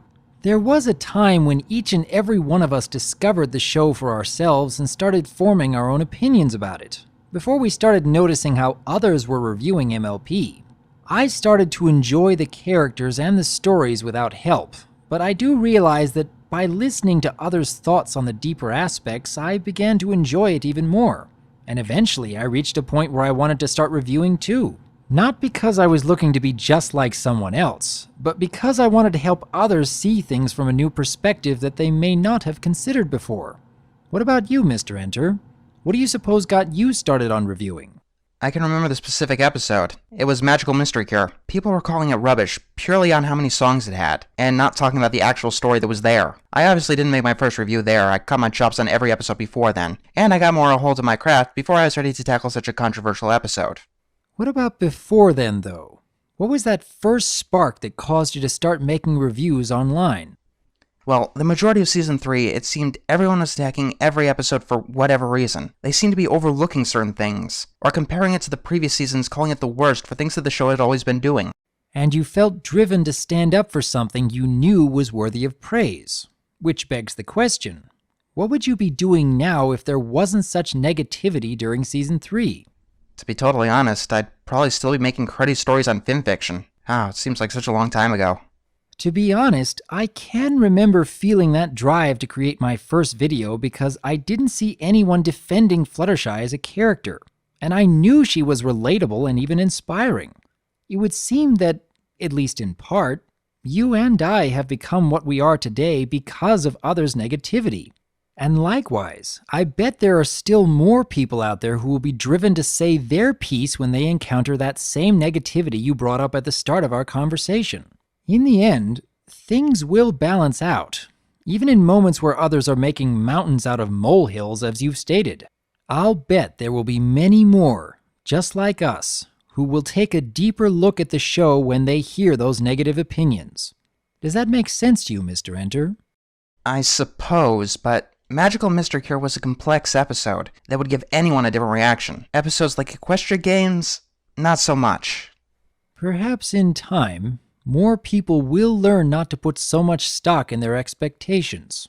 I, for one, will encourage others to notice the good, and I know you will too. And if we are patient... Yeah, I suppose you're right. I'll try to keep calm in spite of this, and hope that things even out soon enough. I'm glad to hear you say that, Mr. Enter. Shall we continue on this next week? Sure, in the meantime, I gotta go make a defense for every single problem in Mare-to-Well. I wish you the best of luck with that. Take care.